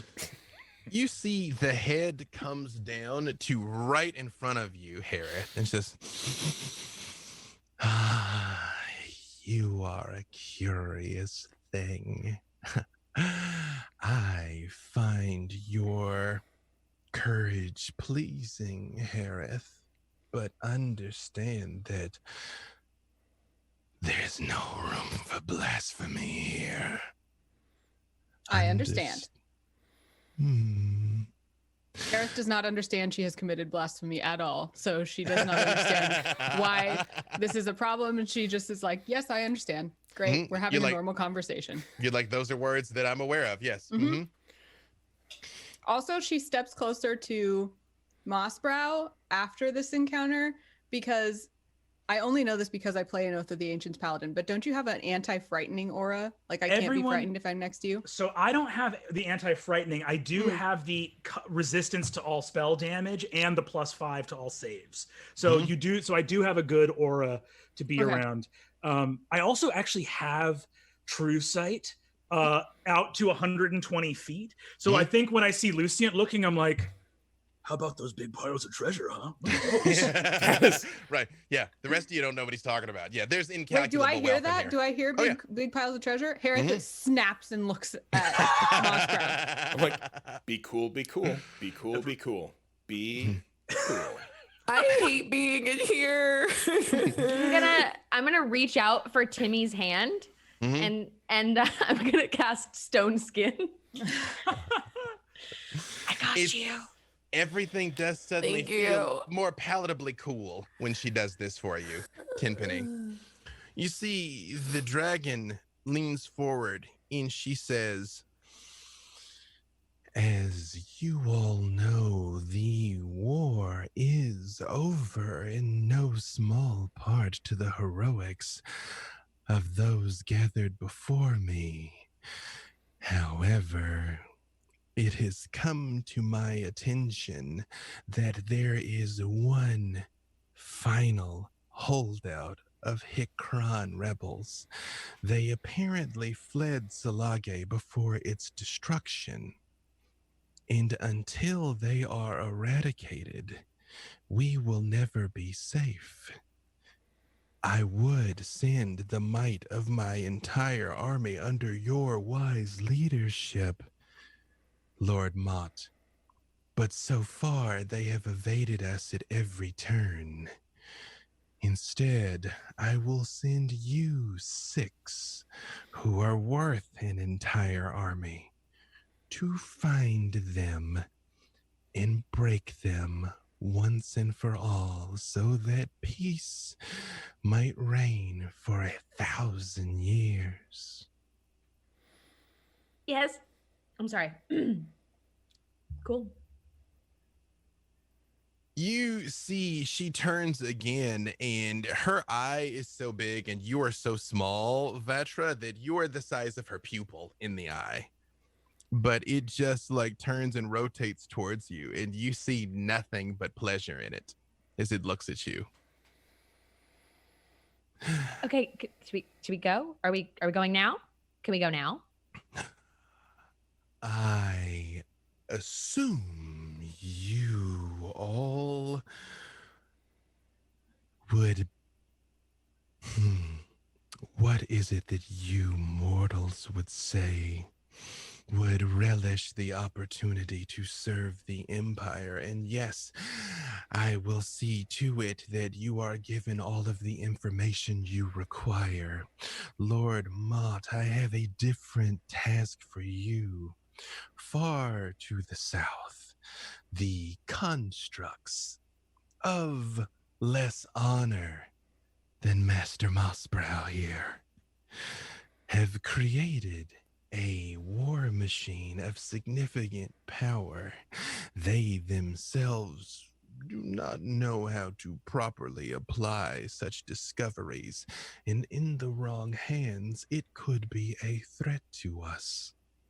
Take a detachment of our finest soldiers, commandeer this weapon, and return it here. He just stiffens and he says, "It will be done."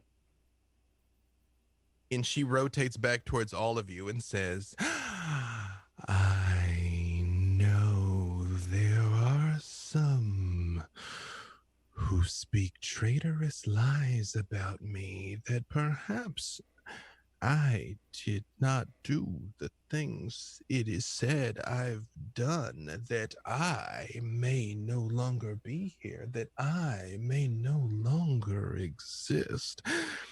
This is troubling. Before you all depart, do you have any questions of me? I have one question. Speak carefully, Harath. My patience has limits. You mentioned that we 6 are worth an entire army. And I am curious, how much exactly is an entire army worth? And how much will that divvy up to for each of us after we complete this task? Ah, you are negotiating rates with me. That is adorable. I assure you, my shrewd sellsword, do this and you will want for nothing. I cannot imagine wanting for nothing, but I will try. I already want for nothing. I'm having a great time with you guys. Two. Hey, yes, I want to go. I'll be like, one sec. And refresh me on the name here. Of whom? Dragon name. You don't know the dragon's name.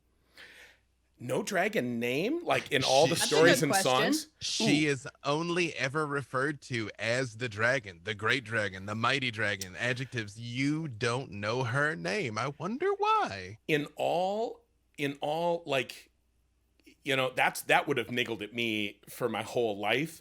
Mhm. All the stories, all the history, all the everything I've done. Have I ever managed to have a guess? Nope. But okay, so I say, I don't say this out loud, but I look up, so it's obvious that I'm addressing them, and I say, and I'm gonna start laying it on here, and I'm like, oh, eternal and immortal, I am certain that you didn't receive my request from before, because I am certain that your people protect you from troubling things from subordinates.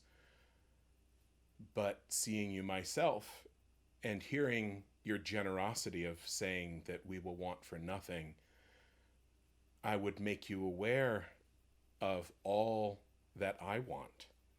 Surely someone so powerful as yourself could help me find Duet, because they are far beyond my grasp. To be clear, you are saying this telepathically just to the dragon? Or Just is to it the your dragon. Okay. She leans down and looks at you and she says, I assure you, to one such as me, even death is merely an inconvenience. I have it within my power to return your love to you. He can be back in your arms as soon as it is done. Death is, and like at this point he stands up and he actually, and there's the harp, he strums it. He says, death is nothing to someone such as I either, yet he is kept from me. And then I want to do insight. I want to see if I'm being fed a line. I would love to roll insight as well, if that's possible. Sure. Yeah. Although that bit you didn't hear. He said he only wanted to say that to the dragon, but you can get a general insight. Is Yeah, there for a sure. universe in which? Sorry, before you say what you rolled, Pat. Okay. Did I see your body like language change? 100%. I am Played a for harp, sure right? sending off a bardic inspiration. Oh. I don't know what you're doing, but I like it. Okay. Well, and you all are aware of what happened to Duet, so yes, you saw him fall. I'm so Okay. glad my dramatic lighting kicked in. With the Yeah, dragon. that's very good. Yeah. So add a d12 to whatever that is. Okay, I'll take that D12. Oh, that is helpful. I don't know if it's helpful enough. That is just... Oh, hold on. No, it's 20 here, but then I forgot. For insight, it's 33. I guess that's pretty good. I appreciate level 20. She's not lying to you. She said she'd bring him back. And then I give like somehow a way better bow than my very best bow before. Like this one's sincere, the other one was showy, and I'm like, I go, and it will be done. Pernicus, meow. In the mountains in which you have built your observatory, you will find them there. Perhaps they thought hiding in the shadow of one such as you would shade them from my gaze. They were, of course, mistaken. So they hide in the forests, then?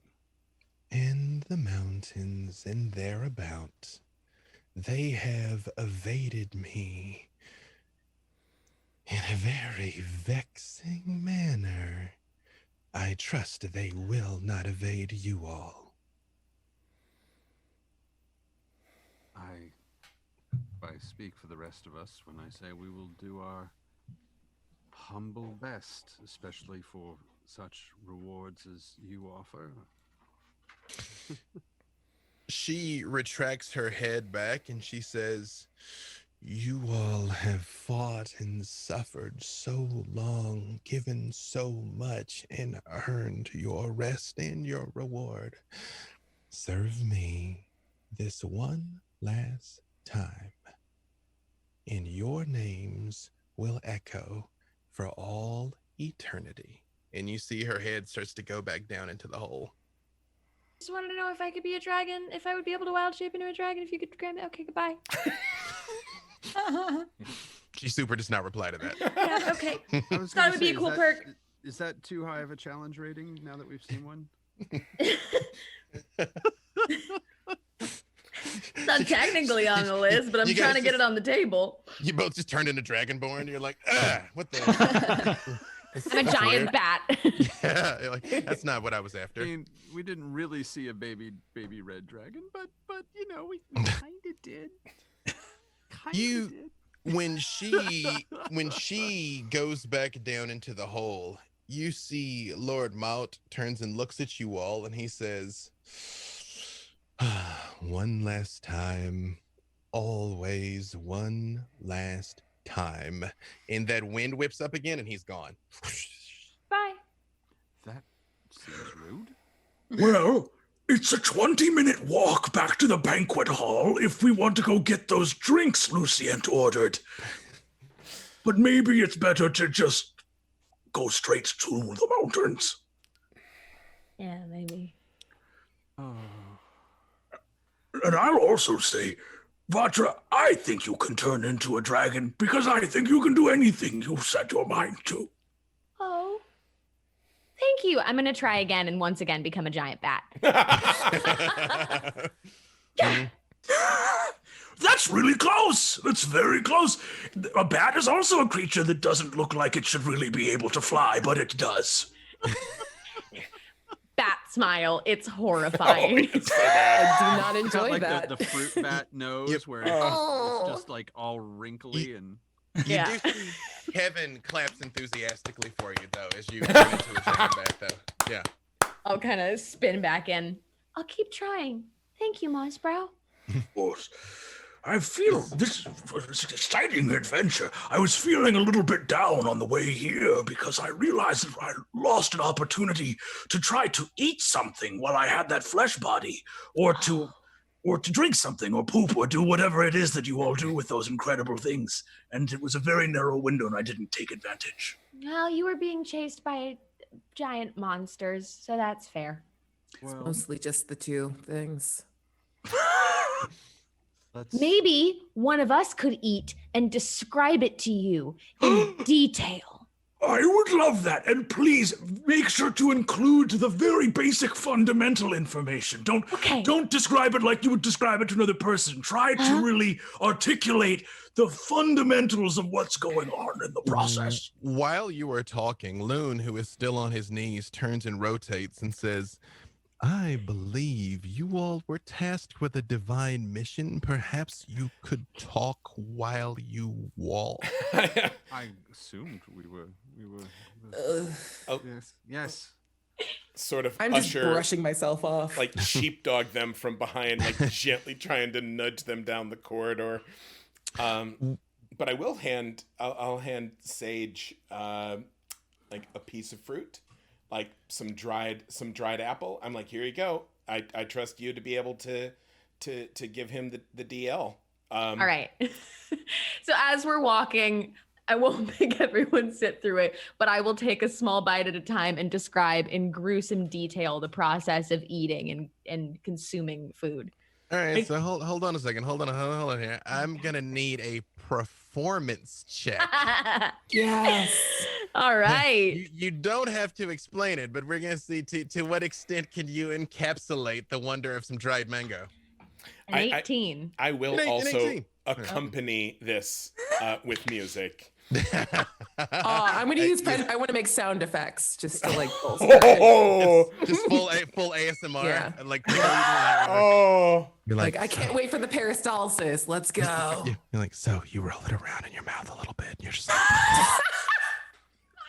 Nope, I have to go. And then as soon as you all finish, Harith will be like, now would you like me to describe pooping? Mossbrow enthusiastically nods this giant head and is like, yes, I have so many questions. you know, Take that one, Harith. Yeah. I was going Really, to the do. fundamentals. I was going to do something else, but Anna, I don't think I can top. Would you like me to describe pooping? So that's a good place for us to take a little break. We'll do a quick 10. We'll come back right at the top of the hour. I guess 11. We'll take a deluxe break. So we'll be back right at the top of the hour, and we'll finish this out. And everybody, while we're taking a break and attending to some very biological things that are going to become relevant when we come back. We won't describe. Which we will not describe. Peristalsis. Maybe consider following some of those some of those links and taking a look at the fundraiser. And you can donate now and not risk missing any of this great food description action when you come back. See you in 10. Ooh, Lacey. We are live on video and mic. Tell us, and are we all doing base, baby? Is that what we're doing Well, now? I figured this is just much easier for it. Someone clip this for me, please. In a world. Need y'all to make all those donations, okay? In a world where people donate, one man and a ragtag crew.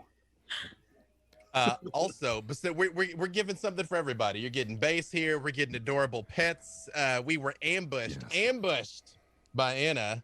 I mean, come on. The absolute audacity to be that cute. Look at her. You shouldn't give that away for free. You make that a charity stretch goal. You say donate in the chat to look at this sweet puppers. Niski says, please donate. Oh. I'm just. Donate. Oh my goodness. Okay, here you go, chat. Every dollar raised from here on out is one tummy scritch. There it is. That's true. And that is a good crop coming in this season. Look at those scritches. That is a good scritch. World's Health assistant right here. It's true. She's helping supervise. Okay, so and now that we have the adorable puppies and kittens out of the way, as you all are traveling out, very seasoned adventurers, what did you all do during the war? What basically was your function in the military? I will start with you, Lucien. What was your main thing? I would go along for support a lot of times if there was other like small crews heading out. But also, I mean, ultimately I was probably a propagandist and then not so much a secret agent as an agent. I mean, I was out there, I was visible, I was talking about the rightness of our cause, and but also, would do strike force stuff once I got beefy, once I got all thick. As you got strong. Yep. Harith? Harith was like an intelligence, a spy, basically. a hired spy. So running behind enemy lines, grabbing information, and also any kind of like stealth type missions.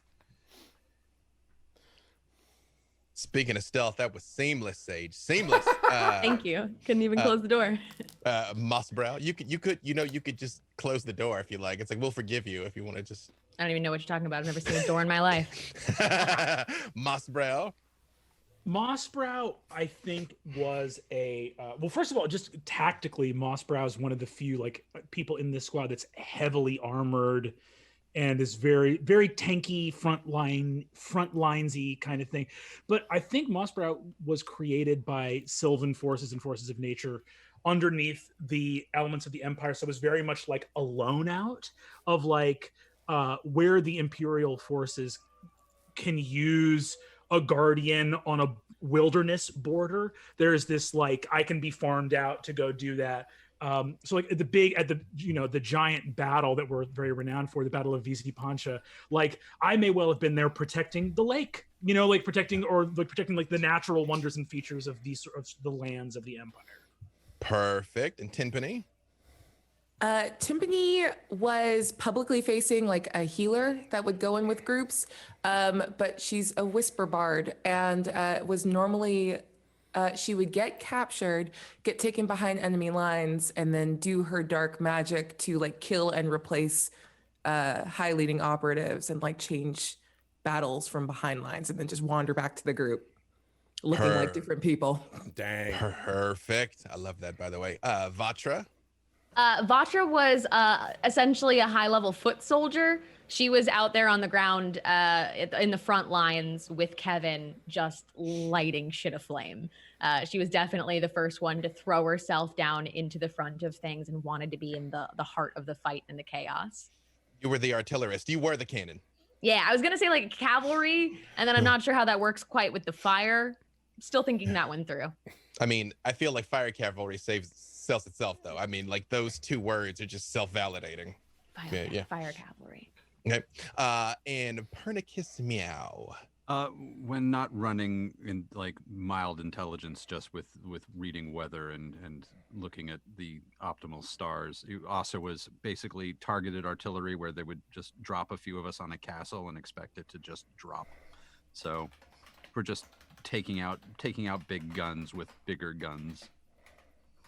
Pernicus, give me either perception or nature, whichever's higher. That would be perception. That's a 29. Perfect. As you all are, Pernicus, you tell me roughly how far from the capital would your observatory be? It's probably a good. It's far. It's not like it's a good day's travel at least. Perfect. As you all have been making your way through the lands, and the Empire is sprawling and now newly expanded, having systematically defeated and annexed all of its local competition. As you all have traveled, you very quickly fall back into your old habits with each other. When it's time to make camp, everybody knows who chops the wood, everybody knows who creates the water. It's just you all, it's like not a day has passed, and the night passes uneventfully. Oh yes, you were gonna say something, Pernicus? No, this is very uncomfortable. I would say if we have a chance for like a little talk around a campfire, I might grab a little bit of that action. You absolutely would. Yeah, that's it. You all are summoned to the dragon early in the day. You have time to put your affairs in orders to set out, and by the time you're probably about half to 3/4 of the way there by the time you need to make camp. Then yes, you would have an opportunity to talk with each other. So like hunker down around the fire. I'll kind of bring out the harp and just sort of casually. I always got the harp, and but then I'll play a little bit, and you guys recognize this is the warding. Like this is the okay, just us chickens here. By the way, chickens for Heifer International, folks. $20 will change a life forever. Just us chickens here around the fire. and then I'll be like, okay, real talk. Who actually thought that there was actually a dragon before this? I have been spreading a lot of lies in and around that. So sorry. Nope, didn't think it was really a dragon. Didn't really think about it, honestly. Well, someone told me there was a dragon, and I believed them. I mostly just hoped there was a dragon. I saw a dragon in a vision, and then I believed there was a dragon. Well, like before all this, I mean, the story of a dragon was a very good story, and a good story is very useful. And that's kind of as far as I bothered taking it. I honestly suspected there wasn't a dragon. And now, I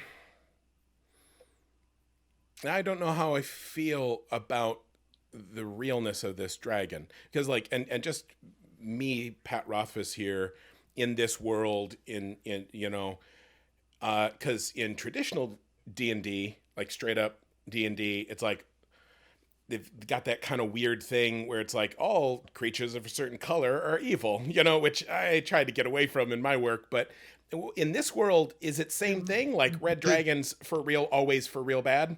The tradition of a red dragon theoretically should not be your friend is apt. Yeah. Although theoretically she's defended this land for centuries. So The gods are gods. So, I'm sorry, because I'm trying to intuit what is being said here. Someone told me long ago that these lands were protected by a dragon, and that the dragon was good. And as I always do whenever I am told anything, I believed it. Are we suggesting that one or more elements of this situation may be untrue? Okay, now do you remember? Moss? You know, right back when we first met, Mhm. and I carved you the little cart, the little horse, and the little cart. Yes, and I open up my breastplate and reach into a tangle of vines and pull out this like lovingly worn carved horse and cart. I keep them in my chest. There's I think a chipmunk in there too. Yeah, and you remember you met some kids, and you showed them your horse and cart, and then they said, "Can we borrow that, and we'll bring it right back?" And then you wait, and then we had to go find you. It was like 3 days. Well, they hadn't come back yet. So They I hadn't was come back waiting. yet, and you were right. And then when we found you, you said that they took it, and then I had to go get you that one, which is absolutely the same one that I made you the first time. I went and I got it from those kids who had probably gotten lost, I think, or it slipped their mind. They really appreciated that. I think this might be a similar situation where maybe those kids were gonna bring it back. Yes. Would have But broken my heart. I it don't would've- have a heart, and it but if I would've- had one, it would have broken it. Yeah, and so I think, but maybe they weren't, they didn't understand how quickly you thought they were going to. So I think this is one of those again. Yeah. Yes, a misunderstanding. Yeah.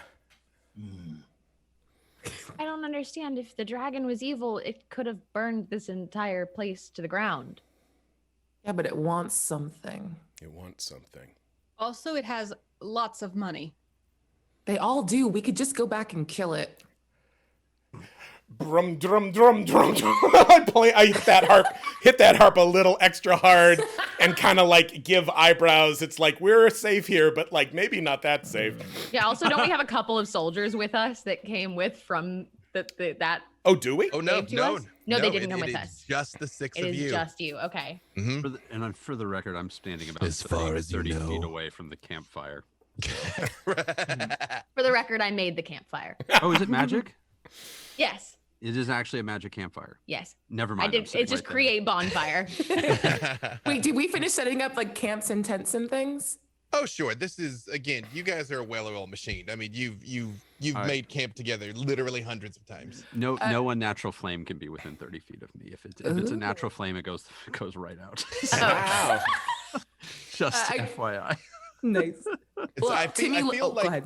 I just say I feel like you all know that, which is part of why she takes the time to create bonfire instead of just a flint and steel. It also makes more sense. It's like here under the table. It catches fire. It doesn't matter. It's like everything's catching fire and constantly going out. Timpani, you were trying to say something there. Sorry. Oh, yeah. If I want to look over at Lucy after he does the people could be listening. I'm like, oh, okay, hold on. And I want to pull out my luck sword, and I'm going to use a wish spell to cast Mordenkainen's Magnificent Mansion. And just be like, we could just go inside. I wasn't sure if we were doing this for old time's sake, but I have always hated sleeping outside. Oh, I learned a new trick. I wish you would have said, yeah, it was cute. You were sweating. It's very attractive when you do so. I was going to stop that. Listening. Yeah. Oh, sorry, Timpani, did you just cast a wish spell? I did. You used the most reality-bending magic available to mortal beings just to avoid using a sleeping bag for one night? To not be mildly uncomfortable. That is my eternal wish. That is such a supreme This is why mode. we're friends. I don't get to kick open the door. Huh? Harris thank you, and walks right in. When all of this is happening and you realize literally the reality bending ends your friend would go to in the pursuit of extraness, which also please take an inspiration for that, because that is I feel that on a soul level. You're like, should I just create a demi-plane? No, that would be too much. Would it be like the world's most comfortable stable out of curiosity? I'm not entirely sure how, Yeah, what is the aesthetic of your magnificent mansion? That is true. Oh my God. It's like a fey nightmare of just beautiful pools and fake mossy. It's mossy and green, but the pretend kind where there's no bugs or anything, with little beds and pillows everywhere and just tall torches. And it looks like a commercial Miyazaki's for women. Mansion? Yeah, exactly. It's like a Miyazaki film and a women's product commercial mixed together. Perfect. Immediately I go over to a patch of moss and I'm like, well, this isn't too. Wait, where's all the bugs? There's no bugs. None. Never. I thought I was sadly unzips her sleeping bag, rolls it up, comes in the mansion. Thought I was gonna get to meet some bugs. You can please some of the people some of the time, Batra, There's invisible servants that will pretend to be bugs for you if you want. That's so nice. Yes, I'll take them up on that offer. Again, I feel like you've programmed them to buzz when they get nearby, Timpani. So it's like, yeah, there you go. Yeah, ambient, unseen servant noises all around. And the night passes uneventfully. The next morning, when you all wake up, you don't even have to post a watch because of the magnificent mansion. No one could get in without you knowing it. Although, when you come out, Pernicus, you immediately realize something's wrong. To the rest of you, it's a cloudy, overcast day. Again, it's sort of going towards that time of year, I suppose. No, Pernicus, that's the weather's wrong. You checked the stars last night. You checked the sky. This is what you do. I've got a thing. Yeah. It should not be this cloudy. Whatever this storm front that is coming in should not be here. So I should be able to actually know what the weather is going to be for the next 24 hours. So should have been a sunny day. Is it still showing up? I'm checking the Ori and trying to tune my weather app. So as you are in tune with your device here, it should set it to no, please don't set it to Van Nuys. But for those of you that don't live here, when you cook with a wok and there's that red circle in the center that's the hottest point, that's Van Nuys. That's the joke. It's a joke. Sorry. Right. So, right. So it should be sunny and a little cool. But it should not be. But it is telling. It really is cloudy and a storm is rolling in. It's not an illusion. The weather is like that. It just should not be. Everyone, this is interesting. I don't know. It's working, but this is odd. What? Can I perceive anything about this storm? Nope. The storm. It's well, which of your abilities are you using? I'm trying to just perceive because that's what I have proficiency in. That is true. You're just trying to will it. Give me a perception check. As you are astonishingly good at this. It's a nat 20. Hey! Which makes that be like a 34. As you all are like, might rain. I don't know. You know, like we're not that far from the coast. It could be a thing. In the clouds, you make out a shape, Harith. There is a person in the sky. As the clouds are rolling and swirling around, you can very clearly see it right in the middle of it. They're just standing there with their hands outstretched. To the rest of you, it just looks like, you know, when the clouds are so thick, they almost look like waves themselves up there. That's what you were seeing. So it's a humanoid, like a person our size, just casting something, probably. Honestly, with a 34, I will tell you, you can make out the long hair and robes of a feminine form with its arms outstretched. I point to everyone, even if they can't see it, and I say, yes, this is an unnatural storm caused by perceivably magic. I will go get a closer look. And I take my cape. What is it called? Cape of the bat? Cape of was it Batwing? I think Batwings, I think, or something Cloak like that. Of the bat. Cloak of the bat. That's what it is. Cloak of the bat. And I would assume it's dim because it's this storm brewing, right? Because I can only use it in dim or dark. I'll say it's dim enough, even though it is dawn. It's like the sunrise is being obscured, so I will say it's dim light. Okay, I grab the edges of the cloak and take flight in a undramatic way, but it looks pretty cool. You know, as one does. You know, the single beat of the wings. My microphone. Right. Do any of you other flyers go with her, or do you let her go alone? I am going to accompany Harith. I don't want her to run off alone without friends to protect her. A huge pair of like tawny brown like owl wings stretch out from my armor, and I take off after Harith. Make our way up there if we have to. But... I feel like, again, with that dexterity of 6, it's kind of like well, she takes off like gracefully and soundlessly. You kind of got this Woodstock from Charlie Brown where you kind of like bust over and hit a tree, kind of smash it. And... Honestly, Iron if Man Mach 1. The magic item says swords, but if we want to reflavor it, a giant dwarven turbine shoots out of the back of the thing. Just a huge column of diesel smoke comes out of the back. Yeah, salvaged by satyrs. Yeah, exactly. You know, as a very shoddy piece of machinery erupts into the sky here. Harith, very much giving away your position, by the way. As you were like quietly gliding upwards, it is just like behind you, coming up. And as you all head up through the clouds, you see this person, Harith, sees you coming and starts to like move back a little bit. But as you all start to approach, just kind of moves a little deeper into the clouds.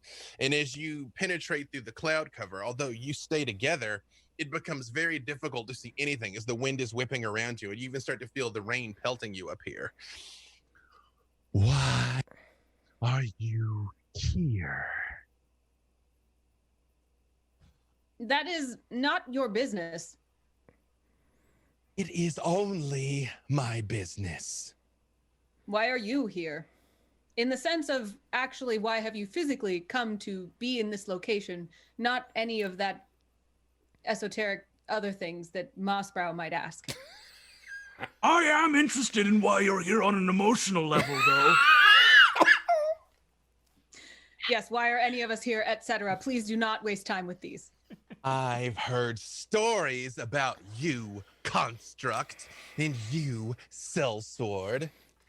tell me, why have you come up here into my skies alone without your friends to protect you?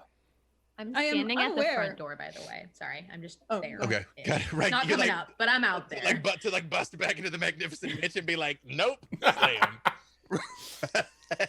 Yeah. I don't know.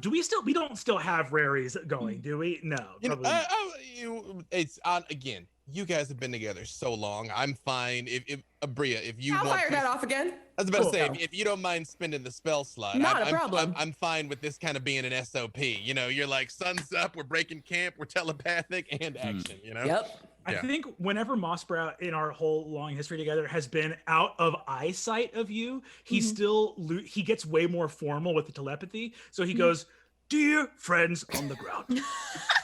Like your mom texting you. No. very mom text style.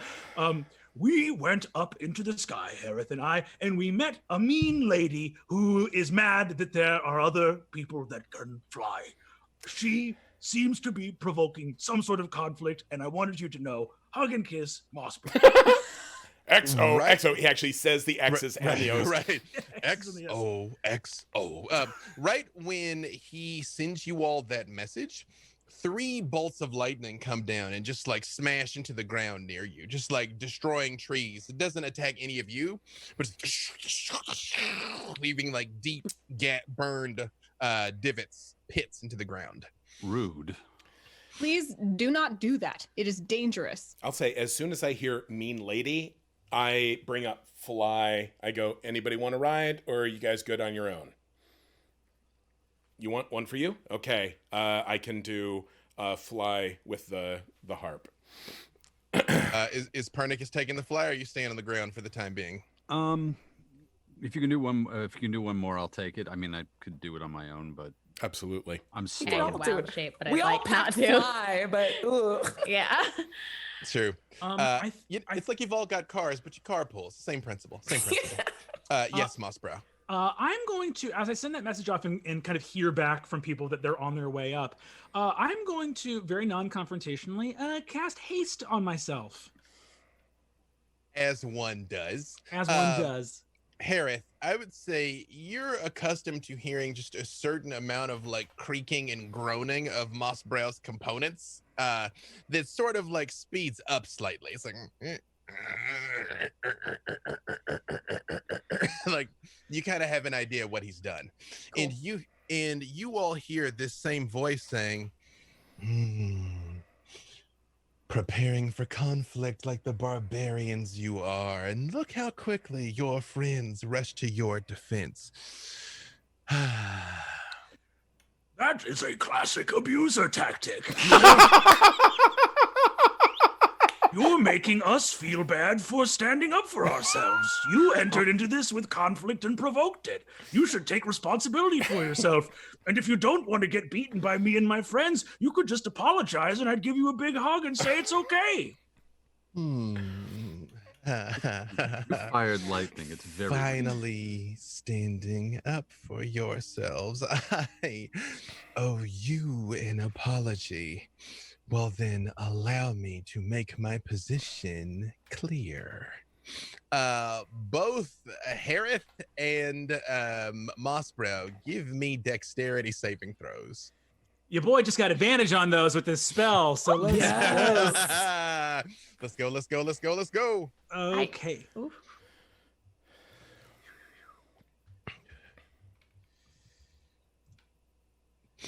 I got a 13. Okay, and what did Mossbrow get? I got a, hold on one second, I just rolled on this. 12. I got a 15. And actually, remember, Harith, you got 5 more than you think you got because you're right next to me. So 18. Oh, that's right. And yeah, and then I got 12 plus, yeah, so I got a 15. Perfect. Okay, hold on one second. I need more dice. Oh God. Oh yeah. Oh, it's never good when you need more dice. I mean, or it's fantastic when you need more dice. Vatra has just started there's a little fire spinning in Vatra's hand. gonna try to remote curse B Dave's dice just this Okay, once. everybody. It's not that terrible. It's fine. Yes. Actually, it's worse. Okay. No. You all see for a split second the clouds around you part, and you see a woman in front of you. She has blue skin, and her face is clearly streaked with tears. She has white hair that looks almost like it's made out of clouds, and her robes around her look very wispy. And when you see her, you both know who this is, and she holds her hands for it, and a lightning bolt just erupts right through the middle of the two of you that hits you both for 100 points of damage. You all, yes? Sorry, we both failed that saving throw. You did correct? both fail that save. That's not counting any sort of mitigation you might have, by the way. So if you have some sort of palette, sorkit, and shenanigans, please feel free. You know the shenanigans are coming. Yeah. You do your shenanigans, then I have something else if that doesn't work. Okay. How far away is this opponent right now? She's about 40 feet. Like, you hear her talking and you don't see, and then like the clouds part, and she's like, Rad. So we're just gonna roll a counter spell right off the bat. Okay. We're gonna counter this, and it looks like she's casting an area of effect lightning spell or something that's targeting us. Bolts. You both are just in the line of the bolt. Okay, so we're she's not casting it like down, she's casting it like out at the two of you. You can roll your counter spell. I am going to do. Actually, I will save you the effort. She counterspells your counterspell when you do it. Whoa. I forgot that if I make an ability check with my proficiency bonus, which is true with dexterity, I can treat a roll of 9 or lower as a 10, and I rolled a 2. So that's actually 10 plus 11, which is a 21. Does that pass? That is enough. So you'll take half. Okay. You'll be 50 instead of 100. Except- Not counting your other roguishness. So yes, go on. Yes, you have other rogue things. When I am subjected to an effect that allows me to make a dex saving throw to take only half damage, I instead take no damage. For flavor, I'm going to say you just jump behind Mossbrow that just takes it just right in the chest. Harris would. That's fair. So that's 100. I do have an aura that I take half damage from spells, so that's going to be 50 for me. Okay, no problem. You see that this the bolt slams into his shield and then just like drives through it and still kind of hits him, and you hear the grunt. The rest of you see the sky light up with this woman that just like blasts him. I won't make you all roll because who she is would be fairly common knowledge to all of you. This is Orinda. She is the god of the kingdom that you all just defeated. She would have been the deity that the people in Salage would have worshipped. She looks like she's about 7, maybe 8 foot tall right now. She clearly looks diminished, and just the fact that she just blasted Mossbrow and he didn't come flying out of the sky is an indicator that apparently some of her power has been lost. And those of you coming up from the ground, you see this happen. She's like, what would you like to do? I would like to cast Firestorm. You know what? Let's just go ahead and get initiative. Let's just get into it. Now, I will say, if any of you intend to talk, talking is a free action. So on your turn, you are welcome to say words, but we'll still just do initiative to keep it clean here. If you would, drop in chat what you get, because I realize you all are super strong. Woo. And by the way, I succeed on my concentration check to hold on to haste. Perfect. You want our initiatives? Yes, please. You can put it in chat. Oh, in chat. Feel free to say it out loud, but put it in chat just for 27. Woo! You will, again, she fast. I love it. 19. Perfect. So that is everybody. So with this officially, we will enter initiative now. Harith, you having ducked behind Lucient as this lightning bolt went off, and when she blasts it, she just says, "I won't let you hurt my children. You've done enough." How high are we in the air? About 120 feet. Okay. So Harith can't fly with the cloak unless she's grasping the cloak with both hands. So she's going to, for her turn, fly over to this deity. I like where this is Drop headed. the cloak, stab with the rapier. So I'll have to deal with that. But the intention is stab, hold on if she can, and stay in melee. But if she can't, fall, and then 30 feet above the ground, use the blessing of the Raven Queen to teleport safely to the ground. So I like where this is headed. So here's what we'll do. Normally, do you have multiple attacks? No. I will let you have your attack as the action, and I will give you a bonus action athletics to see if you can hold on to her. Okay. And if you can hold on to her, you'll stay up. If not, you will fall and do what you do. You won't hit the ground this round, so. And I have a trait that allows me to use my reaction to give myself advantage on a dexterity check or on an athletics check. So Perfect. I'll get advantage on that. Perfect. Okay, so should I make the attack roll first? Yes, roll your attack as you go flying towards her. 26 to hit. That is enough to hit her. And I do 12 damage. Even with And your then- sneak. Oh, not with sneak attack. I didn't do What's that? sneak attack bonus. That's important. How much is that again? I'm not usually a rogue player. What are you? 4,000 d6. Are you pure rogue? Wait, I'll look it up. It's in. Yeah, I'm pure rogue. Okay, all right. I can tell you pretty that's quick. So many D6. Sneak attack. There we go. What's that? 10d6. Okay, That- here we go. Yep. That feels like what I 1, said. 2, 3, 4, 5, 6, 7, 8, I mean, 9, basically, 10. that is what you said, essentially. There we go. It was. Thank you, you guys. It was implied spiritually. 33 plus that 12. All right. So what's that? 55. 45. 45. All right. 45, 53. Perfect. 45. All right. Next after that is going to be Lucian. And Wait, then you after want me to that- make my athletics check, right? Oh yes. Let's see if you stay up, because that might affect With what your homies advantage. are about to do. 12? Let's see. Hang on. As you stab her and go to grab, she just looks right at you, and the wind whips up and knocks you off of her. Oh, sorry. That was just the first roll. The second roll is a nat 20. Oh, well then, as the wind blows you off, you basically just like reach out and like grab a fistful of her hair. Nice. And, like hanging on to her in the air up here, which Great. you all very much watch her like clinging to this god, who's like kind of trying to pie face her off at the same time. Lucian, it is your turn. Okay, how far are we from that? You all said you were on the way, moving about there. I'd say you're within 90 feet by now, probably. Okay, I cast Time Stop. As one does. Yes. So roll. It's a D4 of rounds that you get. Correct. I got too many editions of this game floating around in my head. Man, I hear you God, there. the glasses are on. I'm so excited. Oh no, he's like Patrick Rothfuss is about to go to work. I got my book, folks. Like, yeah, 1D4 plus 1 turns of action. Okay. Now, and again, because I also have had many editions of this game. Okay, so 2 plus 1. So you basically can do 3 separate things, or 3 rounds worth of things.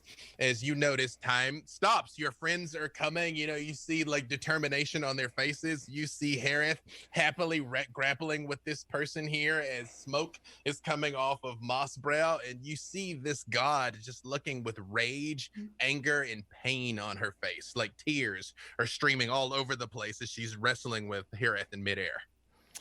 Right. So now, to clarify, the time stop stops as soon as I interact with any other person. Yes. If you interact with someone, if you damage her, like basically you can move, you can set things up, you can arrange the sequence of events to your choosing. But that also would include like buffing a friend. Yes, you cannot buff a friend. Okay. So in that case, I'm imagining I'm going to have to take a full, but not buffing myself. Yeah, you can do anything you want that affects only you. Okay. So is it going to take a full movement for me to get there, like kind of within working range? You said about 90 feet. I mean, how close are you trying to get? I mean, because if you move and dash, that's 1 round of action, but that'll get you within 30 feet if you move and dash, and then you Okay. have 2 rounds of action. Okay. So I'm going to do that. And then I'm so sorry, folks. I used to know every page. Man, You golden baby boy. It's a lot. Level 20 is a lot, and then you got a lot of options, and yeah. I will It takes me also 4 minutes to get to the bottom of my spell list. right. I am then Right. going to cast haste on myself, Perfect. and so that's If you have a cantrip, you could do if you have a bonus action cantrip by chance, you could do those in the same round. Otherwise, that is one round. I'm good with that being one round if it gets me as close as I want to be, and then I have haste. Yeah, And- one more round of things, and you can choose to affect her in this round. It will just break the time stop if you want. Right. Oh, actually, I was thinking in that first round, I will spend a metamagic point to cast haste as a bonus action spell. Okay. So that gives me 2 rounds. Yep, you could. You could. And then I'm going to. I'm sorry, I just got to find it real quick. You would move, action, dash, bonus action, haste. Yes, acceptable. Okay. And then, here we go. And just for the special effect folks out there, this is me playing on the harp, where it's like it's as soon as the music starts, everything stops, and I move forward in this sort of piece of quiet music, flying forward, haste on myself, and then I'm going to cast disintegrate twice. Because I can do one of them with sorceress with a metamagic point, making it a bonus action, and I can just go bang, bang, disintegrate, right? Are you going to twin spell it, or are you going to try and cast it twice? I'm going to cast it twice. Once as a bonus action, and one as my regular action. Or is that out of bounds? That is out of bounds. The main spell would have to be a cantrip. Oh, to do okay. the two at once. So is the you know metamagic... what? You know what? It's level 20, bro. Never mind. I'll let you do it. Sure. Okay. It's level 20 and you're fighting a god. Yeah, you can shoot two disintegrates if you like. I appreciate that, because my original plan was to do a bunch of delayed blast fireballs, but I don't want to drop it on my teammate.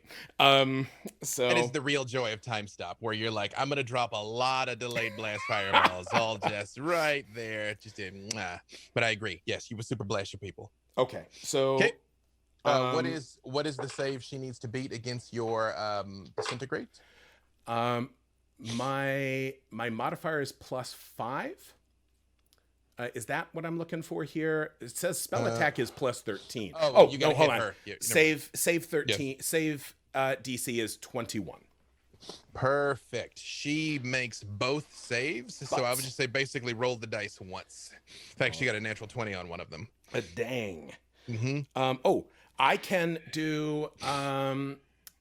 do mocking stuff with the harp to have her have a bardic minus to that save. Okay. You're gonna cutting words her? Yeah, cutting words. 6. Take 6 off of it? Yep. She still would make it. Good. Okay. And she's got some strong saves. Oh, I kind of figured. And then the to hit is, or just roll the damage. Oh, just the damage? Okay. Yeah, because she made 2 saves, so basically roll it once. Instead of 2 halves, just roll it once. Okay. 10d6. It is a joy. It's so cute. My favorite thing about disintegrate, especially if you get them low enough, when they die, you can't resurrect them because there's no body left. Yeah, you're not feeling so good, Mr. Stark. First of all, this is supposed to be a happy occasion, Abria. As we're in the middle of a horrible fight. It's true. Excuse me, everyone. I'm just on the side. We're supposed to be happy. Dust. I mean, I enjoyed hurtling gods at you all. That is 68. 68? Right. Perfect. You To the rest of you, you are flying, and then Lucien is just gone. And then he just reappears much further ahead and holds his hands out, and 2 blasts of energy go out towards her, which she steps out of the way of one, and the second one just hits her square in the middle and burrows a hole clean through her. That she just sort of yells and then looks at you, Lucien, and says, "Die." Lucien, give me a wisdom save. Okay. Am I within 30 feet? He would have moved his 90, so no, you're not. When he was time stopped, he would have jumped ahead of you. Although I would have moved close enough to get her. That's only 30 feet forward if I was 90 feet away. Because the disintegrate has a range of 60 feet. I thought you said the first round you wanted to move dash. Okay, that's fair. I said it. Are you within Mossbrow's aura? Because then you get a bonus too. How far is the aura extend, Mossbrow? 10 feet. Then you would not be. No. Actually, appreciate the teamwork though. Here's the question: Can given that we have worked as a team, and given that I only needed to be within 60 of her to make those spells, could I arrange to be within 10 feet of him because I know best? And I will happily use my Pat Rothfuss bullshit card. You were 120 feet away. You only moved 90. That would have put you within 30, which would not have been close enough. Okay. Yep. What'd you get on your save? And then I get that is a 16, but I've got one last bardic inspiration queued up here. Can I add that? Can you use that for yourself? If you're a high enough bard that you can, you may or may not. Different schools can at different places, and some can't at all. So is that Niski says that he can. Hey, wait a second, Niski. I already gave him a second disintegrate. Come on, you're killing me, Niski. I mean, you're killing me, Niski. If I can, that animal is not real. If I can, then it is a 23. She is adorable. I know. And if not, I'll take it. Unfortunately, I'll take it like a big, beautiful Sephiroth man. That is not enough. As you Sexy appear love. and blast her with this, she looks at you and screams, and lightning erupts out of the clouds and slams into you for 40 points of damage. Harith. That is again not counting any sort of mitigation against lightning that you might possess. I know you all can do crazy things. Harith, while you are grappling with her, she looks at you and you see lightning just crackles across her eyes, and she says, "This is for my people," and you feel your skin start to burn. Give me a con save. Oh no. 9. Also not enough. Hang on a second here. Once again, I'm sure I have something for that. Give me a second. There's an app for that? I'm sure. Hang on a second. There's another time. I need more dice. Yep. All right. Which is again even more. A happy occasion. Okay. Remote curse the dice as a reaction. Everybody take virtual hands. But, this poor woman has suffered enough. How dare you? Disagree. I actually have nothing for this because it's Constitution. Harith is a delicate little baby. Oh no. Yep. I'm gonna do. She's about to catch the vapors. I'm gonna do you the honor of rolling properly. Let's see here. No, that didn't. Need to do that. 50 points of lightning damage. Owie. Is you all see this lightning start going through you. Also. Oh, can I uncanny dodge it? Because I got hit with an attack, right? It is a touch attack. So it's a reaction, and I can use uncanny dodge to half that. Perfect. 25. However, you are poisoned, blinded, and deafened. unless you have immunity to those things. As you all watch, this electricity goes all over her face while she's holding on to you, and you all hear Harith screaming during all of this. Give me one more athletics check.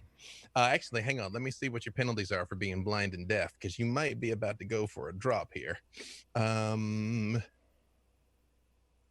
Yes, you already had advantage, so just roll it straight up, because this would have given you disadvantage. So a straight roll to see if you can hold on to her. Also within 30 feet. Is she within 30 feet of me? No, but if she starts falling as you're coming up, she will like get within 30 feet of you. I got a dirty 20. Well, hang on. Let's see, because her mind is elsewhere right now. Let's see if that's enough to hold on to her. She got a natural 20. So as she shocks you, you see she just pushes Harith off of her, and she starts plummeting back down towards the earth. Can I grab the sides of my cloak so I can fly down? Even though I can't see, at least it'll slow my fall. Not yet, because it's all whipping around, and you are blind and deaf and in a lot of pain right now. right. That brings us to Vatra. You witness all of this and see Harith plummeting down in the same direction you are as you all are ascending upwards. Okay. Does she look like she's following, you said, towards Pernicus? And in my mind, you all are kind of roughly coming from the same direction, because you'd kind of left the magnificent mansion and took off. I will say, if you choose to attack the goddess, she is currently, none of your friendlies are near her, just as an aside. Excellent, because it's a firestorm. I thought it might be. Yeah, if you're gonna tamper with the weather, so can I. Let's go. That is a dex save of 18. Is someone gonna tell her that fire isn't weather? I mean, it is when you make a storm out of it. I mean, that's just science. She needed to beat what? Sorry. 18. She does make it. Ow. No. So, you describe for me what happens when you summon this spell around her. Oh, damn it! Mine was so slow. I'm not within 30 feet of her either. Not yet. All right. Soon, but not yet. Okay. You're gonna get to be all monkey on your turn, but not yet. So the whole time. To be clear, you are within 30 feet of Vatra, if that's what you're asking. Because again, I felt like you all sort of, yeah. Mm-hmm. Okay. Sorry. Please proceed, Vatra. So the entire time we've been kind of riding up, I've been spinning like essentially a small fire tornado in my hands. And once we get kind of into a range where I can see that everybody is safe and out of the way, I fling it towards her, but the storm that she's been brewing just completely flattens it. It gets up there and it makes that like comedic cartoon horn noise. It goes, and it just. Do you still do half damage on a save, or is it save or suck? Oh, I think that actually should still do half. Mm-hmm. I got real into describing my own failure and didn't even think about it. I'm with it here, but there's still a win even in the midst of failure. I'll take it. Look, I'll take it. Okay, let's see. God, that's a lot of dice. 10 pennies up next, by the way, and then Pernicus is after that. Yep. Okay. Just roll it and let me know when you got it. As the flames in her storm are like actively battling each other here, basically, as she's just in the middle of the air basically like yelling as Harith is plummeting back down towards the earth. 13 points of damage. All right, perfect. 10 penny. Sweet. Just quick question. Do I have a sense of like how she's looking hit point wise? Our little god friend. There's a hole punched clean through her, and obviously a wound where she was stabbed, but she looks like she's still pretty spry. I love damage, but I do see my girl falling out the sky, and yeah, just for flavor, I think my sweet whisper bard just whispers into her own hand, and it's loud enough for this goddess to hear. And she just says, "What's a god to a monster?" And I'm going to pull out my luck blade and cast wish. And up to 20 creatures that I see. Hang on. If I may. Okay. I am from the Twilight Zone Monkey Paw School of Witchcraft. Yes. In which the spell can do literally anything. Yes. But it will do exactly what you say it does. Yes. So I am being very vanilla. I'm being very vanilla with this wish. I am allowing up to 20 creatures that I can see of my choice. So all the good guys and not the one we're trying to kill to regain all of their hit points and end all effects on them described. Nice. So we're all back up again and you're no longer blind, deaf, and poisoned. Thank you. Yep. Is there Aerith is like upside down and she can see again. She's like, thank you. Hey, Timpani is going off the prefix menu that comes with the Yeah. Yeah. I could be spicy, but I don't trust how your monkey paw brain works. I'm just reading the thing. Nor should you, and I'm not done messing this up. So yeah, of course, please do. Is there a specific spell you're trying to simulate, or is this your? No, this is the alternate effect of my choice. Of just we started badly, and I would like to just refresh our good juices, please. Oop. You raise your hands, and there's a flash of light. And you're standing in front of the magnificent mansion with all of you standing there with a storm raging overhead. I look around and I stick the blade back in like, dang it. Okay, guys, we got to start over and I'm very sorry. This thing is stupid, but it's only got one more charge. That's why I used it on house stuff. Well, do you think that she'll make the same choices again? She'll say all her dumb, stupid lines and we can just zap her before she zaps Mossbrow. Have we just teleported down here or have we gone back in time? She essentially reset time, although you all are all aware of what happened. Well, I'm going to cast haste on myself again. You have full memory of what took place. And you see this form up in the sky again, Harith. And with all of you knowing it's there, you can see it's there. Also, for the sake of ease, when we return to initiative, I will start with you, Taliesin, so you don't have to sit through all of that again. Thank you. However, it is better know what I'm basically doing. like you played my card. Everything just kind of went. Did you see that product placement? See that? Do we get our Seamless. Do we get our spell slots back? You do. We it's like better. it's like it didn't happen. Ooh, thank you. I'm like that wasn't part of the wish, but yes, you do. Timpani, that's very good. I threw a counter spell out there. It was very amateur of me. No, it's okay. If I was closer, I would have helped. I apologize. You gotta go. You huddle always up. go one slot higher with the Yeah. counter spell. You know. You It's a poker game. barbarian conquerors. Oh, it's starting How again. Come here and threaten my people. Turn and go, and I will spare your lives and show you mercy that we never got. I'm gonna grab Pernicus because I think we're the next two in the initiative, right? And then let's zoom up there. Yeah, it's Pernicus and then you. Yeah, are you like or roam back up into the air? Right. I don't know if it's going to be necessary or not. So, Pernicus, what would you like to do? It is your turn. first thing I'm going to do. Actually, Oh yeah, go ahead. I just know because the Pernicus, as you are rocketing up into the air here. Oh, I don't know if we're doing that yet. But... Well, before the rocketing, before all of this, as you're taking all of this in, because you had some time to perceive, you know these mountains very well. You live here. This is where you're most comfortable, and you've ranged in them many times. There is another peak in these mountains that was not there before. Well, that's odd. I think I'm going to point that out to everybody. I think that is not supposed to be here. So that's odd, and I would like it gone before this is over. Just putting it out there. Clean that up. I could probably destroy a mountain if I wanted to, but it would have to be a bad mountain. And yes, it is your turn, good sir. First of all, I'm going to cast Wild Shape to my starry form. I'm going to conjure the dragon. So a little spin of my Ori and a like gossamer constellation style build of a dragon just starts floating on top of me. And I'm going to look up and hover about 10 feet in the air. And oh no, we're going to have a conversation down here. And I'm going to cast, where'd it go? Where are you? I went too far. I'm going to cast, where are you? Earthbind. Ooh. So that's a strength saving throw. All right. Hang on a second here. Let's see how strong you are. All right. Let's see. What is the number she needs to beat? 19.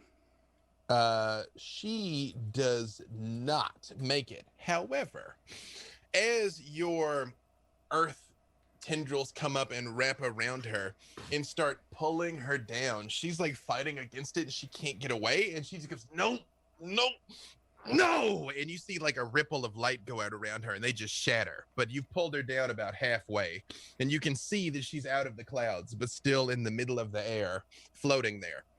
So she looks as I described before, but now uninjured. Yes. I have 2 attacks. I can't use 2 spells, obviously. Correct. And I can't burn one of those for a bonus action. Okay. I would say you get her down to 60 feet though. Yeah, that's a 60 feet's a good distance. That's not bad. And yeah, I can't do a cantrip either, can I?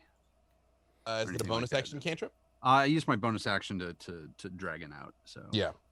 All right, I'm gonna get a few feet of distance from everybody, so we scatter out, and it's like I can do that all day, and I'm floating about 10 feet in the air. As you also, Vatra, see him turn into this starry dragon here, Kevin looks up at you and goes,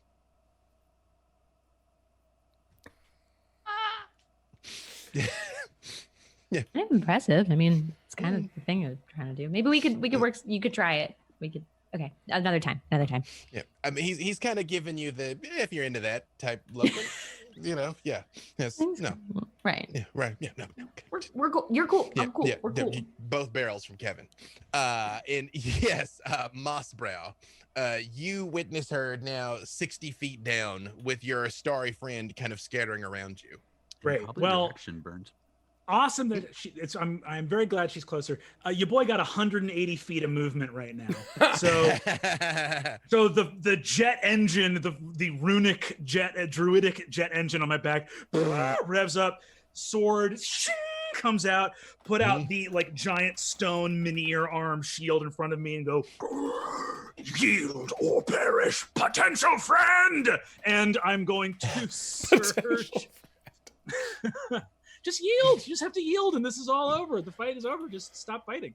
And I'm going to double sorcery point, bonus action disintegrate with a 9th level spell slot, and I'm going to make 3 divine smite attacks. Jesus Christ! You know, if not now, when, Brennan? So yes, please, yes, you can have all of that. Incredible. Hey, baby, that's all raw. That's rules as written. I knew I wanted to hang out with you, Brennan. Oh, Patrick, this is the time of my life. I'm just glad I'm not letting you guys down. I am offended by that. Thank you. As the one that let the group down. No. You did let us down. God, what a pun. Oh, God. Thank you all for tuning in. So we're just gonna. Abria killed us all. Yes. Okay. Okay. Right. So she's got to make a DC 19 dexterity saving throw. Hey, hang on. Holy mother of God. Okay, hang on. I want you to know something. You have how many saves did you want her to make? Just 1 dexterity save versus a DC of 19. You know, I was gonna say I'm not a monster, but I am. You know what? Cutting words? I'm gonna let you have this, Brennan Mulligan, because she rolls with advantage. I rolled 2 1s. Were I ungentlemanly, I would use a legendary resistance. But you know what? Fate and chance said this worked, Brennan. So there you go. Oh, wow. 2 1s. We did it, everybody. Us cursing it, all of our power together. It kicked in a little late, but we did it. Incredible. I am going to then make 3 attacks. As I close. So bonus action hit, just a ray of pure light burnt comes out of my 2 sort of gleaming eyes. I'm gonna make 3 attacks right now. I'll let you know what I get. Just give me the rolls first, because then you can assemble the damage here.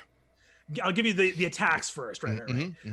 Okay. So first one is only a 16. That is not enough. You know what, though? I am going to use one of my features to try to bump that because 16 feels like it could be getting pretty close.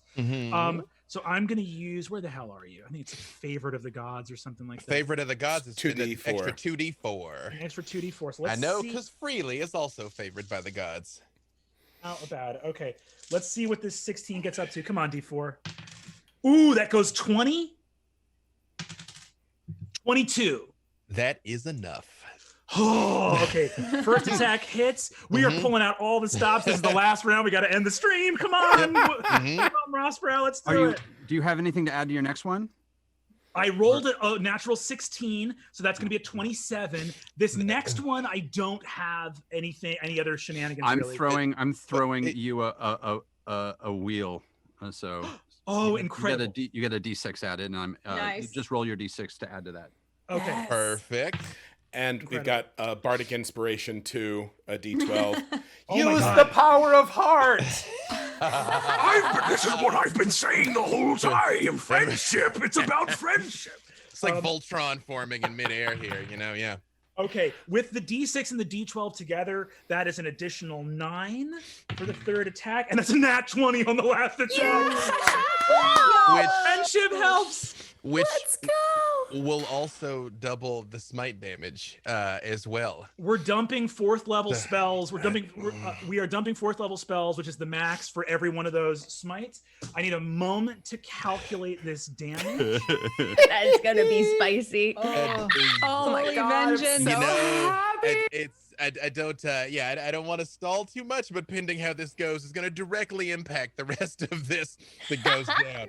So, okay, here we go. So disintegrate normally is 10d6 plus 40, but for each level above 6 is another 3d6. This is actually going to be 19d6 plus 40. Yeah. 19d6 plus 40 from the disintegrate. And then each of those, because my normal attacks do 3d8 plus 5, but now we're going to be adding 5. So that's 8d8. So that's with each one as a smite is going to be 8d8 plus and then 5. And then the last one is 10d8. So that's going to be 20d8 plus 15. If you want average damage on the disintegrate, that'll be... No. He has to roll it. Okay. He has to roll it. We haven't come this far. Do you want me for to average damage, FedEx you good some sir. dice? Okay, Dave. She knows I know people. we're running over. Dave, Yeah. dealer's choice. I can do this in a digital dice roller to save us some time, or I can. You know what? No. Yeah. We're Roll gonna it, do- Brennan. Brennan. Roll it. Okay. However, I Kill do him. have some flavor text for something that is happening in the background in the midst of this conflict. So please roll. As you all see your friend Mossbrow, gentle giant, just absolutely erupt on this displaced goddess. In the distance, in the mountains that Pernicus pointed out to you, you all hear a... You should be rolling, Brennan. I'm not hearing rolling. Sorry. It's actually I'm gonna roll it. I'm gonna roll it digitally. I just gotta roll. Okay. It's not 20d8. It's 32d8 plus Oh 15. my God! That's Is that Okay. the crit roll and then double? Oh God. Okay, Yeah. with Oh, my that, Lord. With that, you have my permission to use digital. Yeah, we'll use digital. Yeah. You all hear a rumbling. And in the peak that Pernicus pointed out shouldn't be there, you see it starts to move slightly.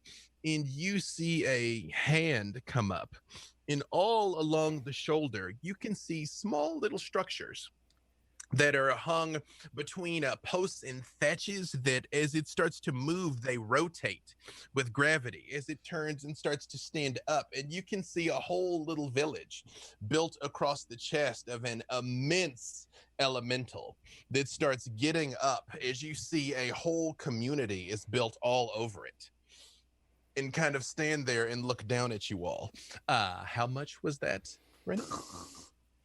Wait, sorry. What's going on? Oh, you're supposed to be Nothing, you're rolling. I'm done rolling. I Okay, have all right. my number, but Great. I just want to know what. A mountain stood up in Oh. the town that would have been built in the mountains is essentially like the buildings are built to rotate so that they stay upright as it stands up. and Oh looks my down God. at all of you. So just a huge mech mountain town monster has just materialized behind us. Great. So while that's happening, Mossbrow is going to deal 280 points of damage. That is the most I have ever in any game from an attack ever. I've ever Same. seen. Holy crap. That's very high. You all see Pernicus yanks her down, and as she is yelling in pure defiance, your friend flies into the air, violently assaulting his future friend.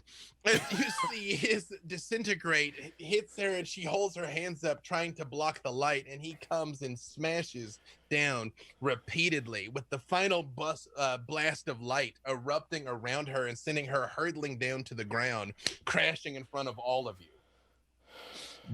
grievously wounded.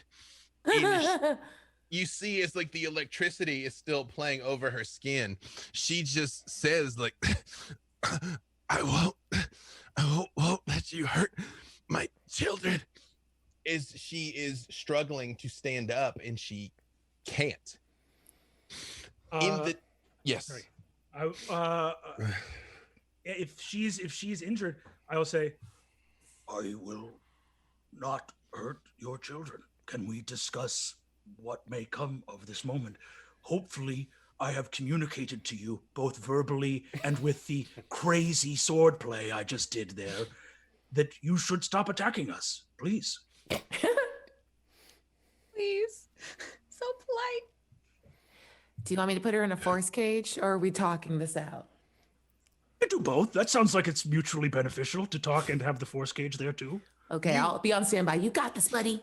And You just pat can- him on the back. See that she is burned and singed and desperately injured from all of this, and again struggling to get to her feet, but she can't.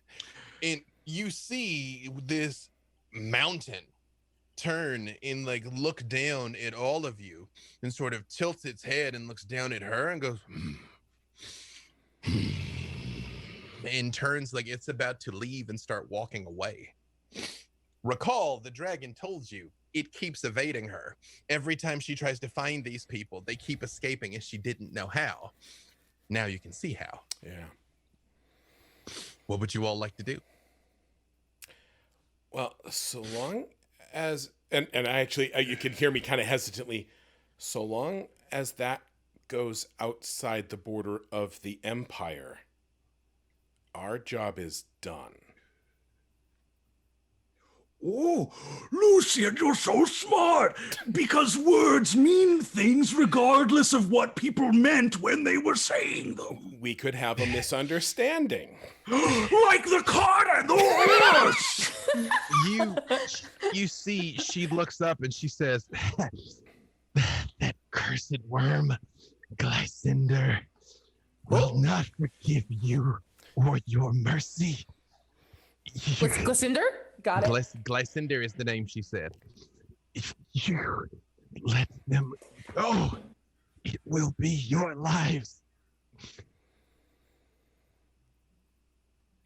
And that's a good place. That's a good place to stop. That's a good place to stop. Stop. Oh. Yeah. oh man. Wow. Oh boy. Big The whole organ. mountain. Big organ sting right at the end.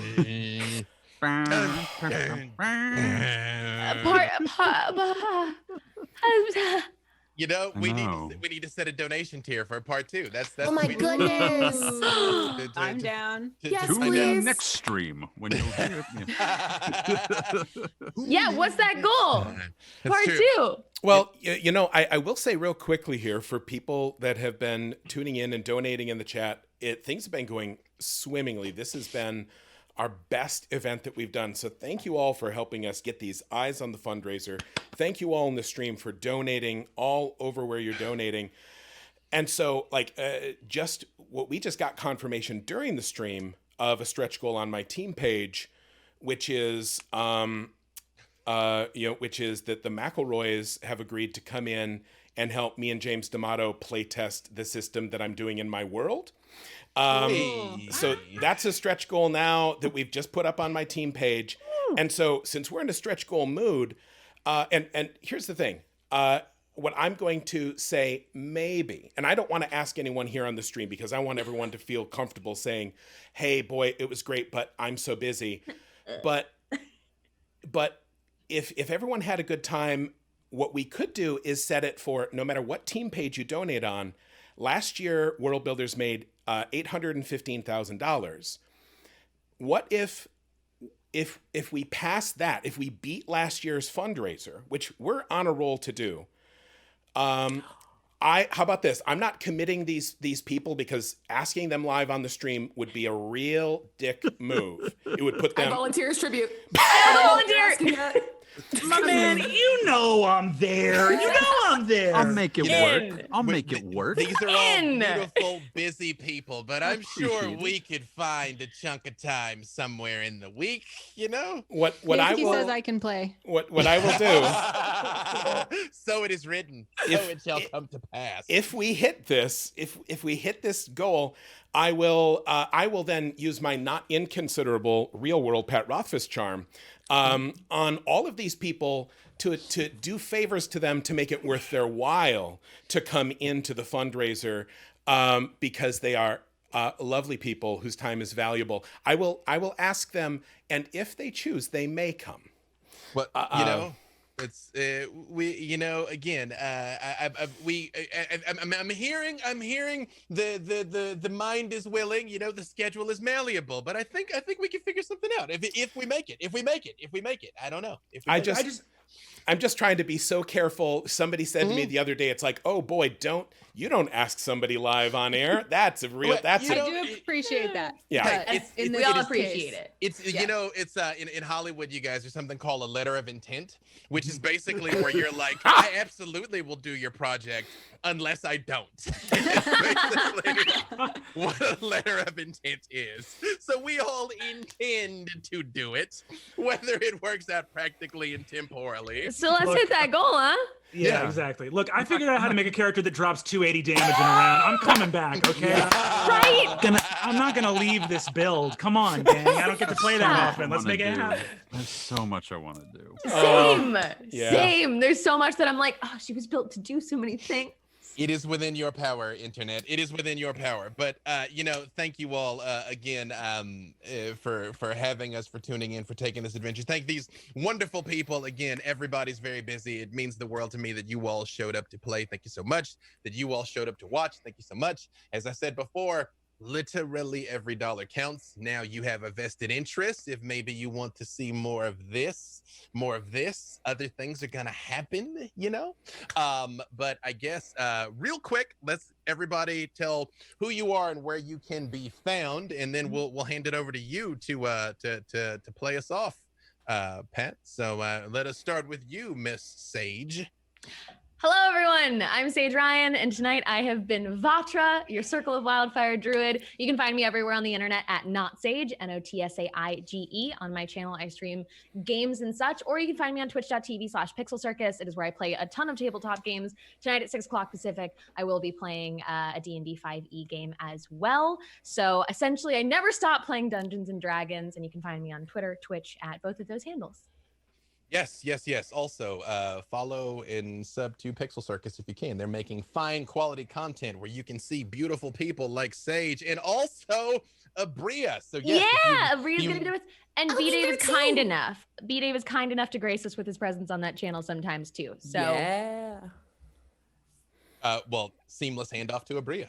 Hi, I'm Abria Iyengar. You can catch me on social media at Quiddy, QUIDDIE. In addition to on Pixel Circus for Failed Save tonight. On Sundays, you can catch me on Critical Bard's channel playing Creature Collector, which is a D&D 5e game at 1 p.m. On Mondays, you can catch me on D&D's Twitch channel playing Rime of the Frost Maiden with Chaos Initiative. On Tuesdays, Tales from Salt Bay is on Saving Throw Show at 8 p.m. Wednesdays, we just wrapped season 1 of The Unleashed, which is amazing. Go check the VODs because we will absolutely be back for season 2 every other Friday. A new episode of 12-Sided Stories comes out, and we're just hitting the finale of Hack the Planet game called Heliotrope that I'm running for the group there. And every Monday, a new episode of Storybenders, my podcast about Avatar: The Last Airbender, comes out. And I think that's everything. First of all, I think you got to have me on there to talk about my undying love for both Toph and Azula. and then back on to roast you about your wrong opinions about Cora. Yeah. Great, come at me. The show's Let's garbage. go. No, I'm gonna mute myself B-Dave, because this is a stream for season 1 Okay. and season 3 were great. Season 3 was an achievement. Season 2 and season 4 completely betrayed the mythos, and it was written by people that never even saw. I'm starting a group chat for the 3 of us about this because I'm ready to throw down. I'm in. I'm in. Sorry. Okay. I just need help with a Christmas present for someone. My God. Mr. Brennan Lee Mulligan.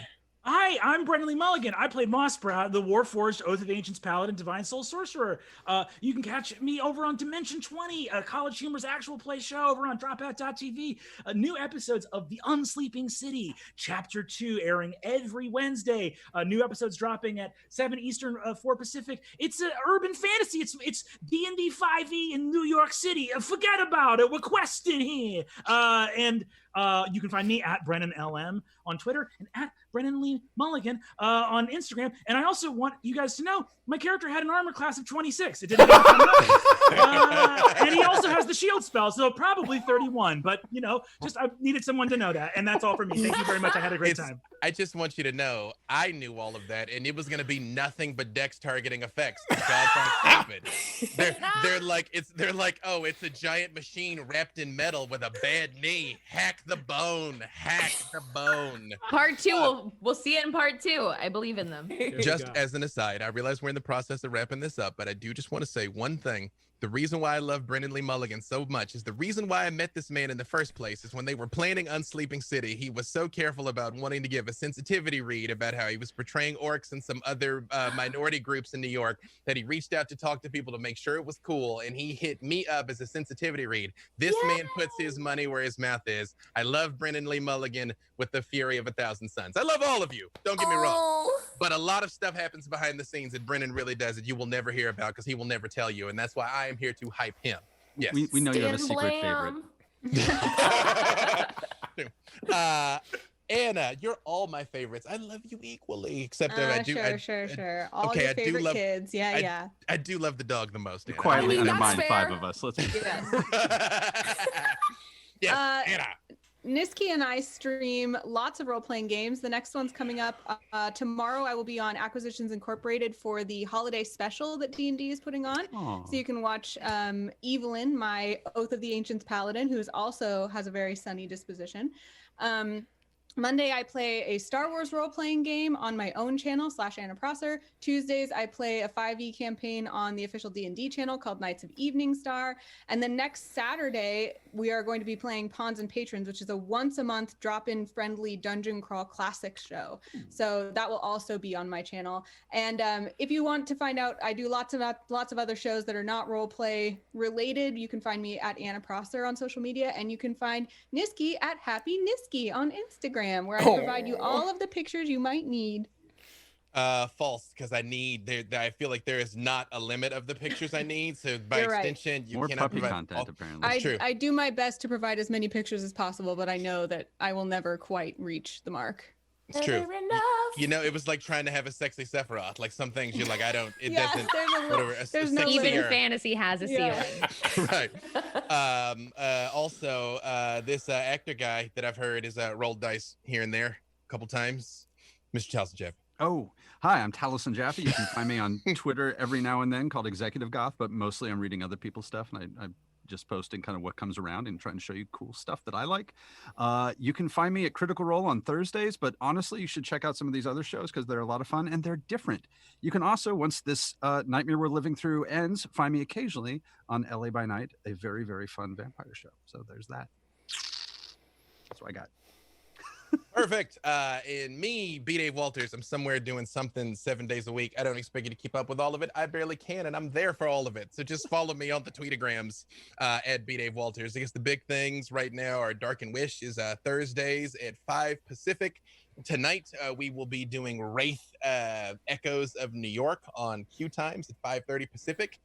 They are terrible to each other.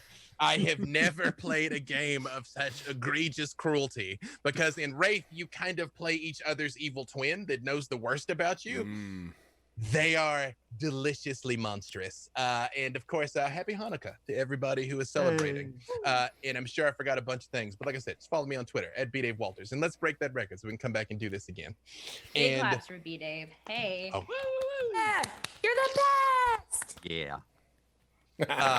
And with that, I turn it over to you, Pet, to play us out of here. And again, thank you all for tuning in. So I saw somebody in the chat say, "Oh my Lord, this is a lot of information coming at me fast." What I'm going to do, this is on video on demand. If you had to come and go through the middle of it or you came in late, it'll be here on Twitch. I'm going to maybe write up a blog with everybody's deets and all of their awesome and links to all of it, because I found myself being like, how do I follow everyone? I need to follow more cool people on, but if I do it right now, I'm going to screw up this stream real bad. So I'll write a blog partly to get all of this delicious information into my life as well. Thank you all so much for being willing to do this kind thing for my weird charity. Thank you everybody for tuning in. Please tell your friends. Remember, for every $10 you kick in, you get a chance to win over $100,000 worth of books and games, 3 different modular Wormwood tables, signed stuff, limited edition stuff, out of print stuff, stuff that I brought out of my personal vault of things that I hoard like a dragon because I'm a geek. And please trust me when I say I would not spend so much time and energy, and I would not ask for favors from busy people if Heifer International was not such an amazing charity. $50, $100, it gets clean water to people who don't have clean water. It gets biogas stoves to people who have to cook over an open flame. If you come in with what you have, $30, $40, what that will mean is really in the world, children will wake up in the morning and they will get to eat food every day. And every night, parents will go to sleep without the fear of not knowing that they will get money or food for their children. And that is not a one-time thing. That is forever. That is forever. And I tell you, in 2020, a time when I personally feel ruined and hopeless and helpless on the daily, this is how I keep myself together. I want to do something to make the world better. And there's a lot of stuff you can't fix. So we're giving you something you can fix. All over the world, Heifer's doing this. And you can come in and you can do it with us. You can be part of something amazing. And if you hit that, then we're going to have something to look forward to. And we're going to maybe play a little bit more game.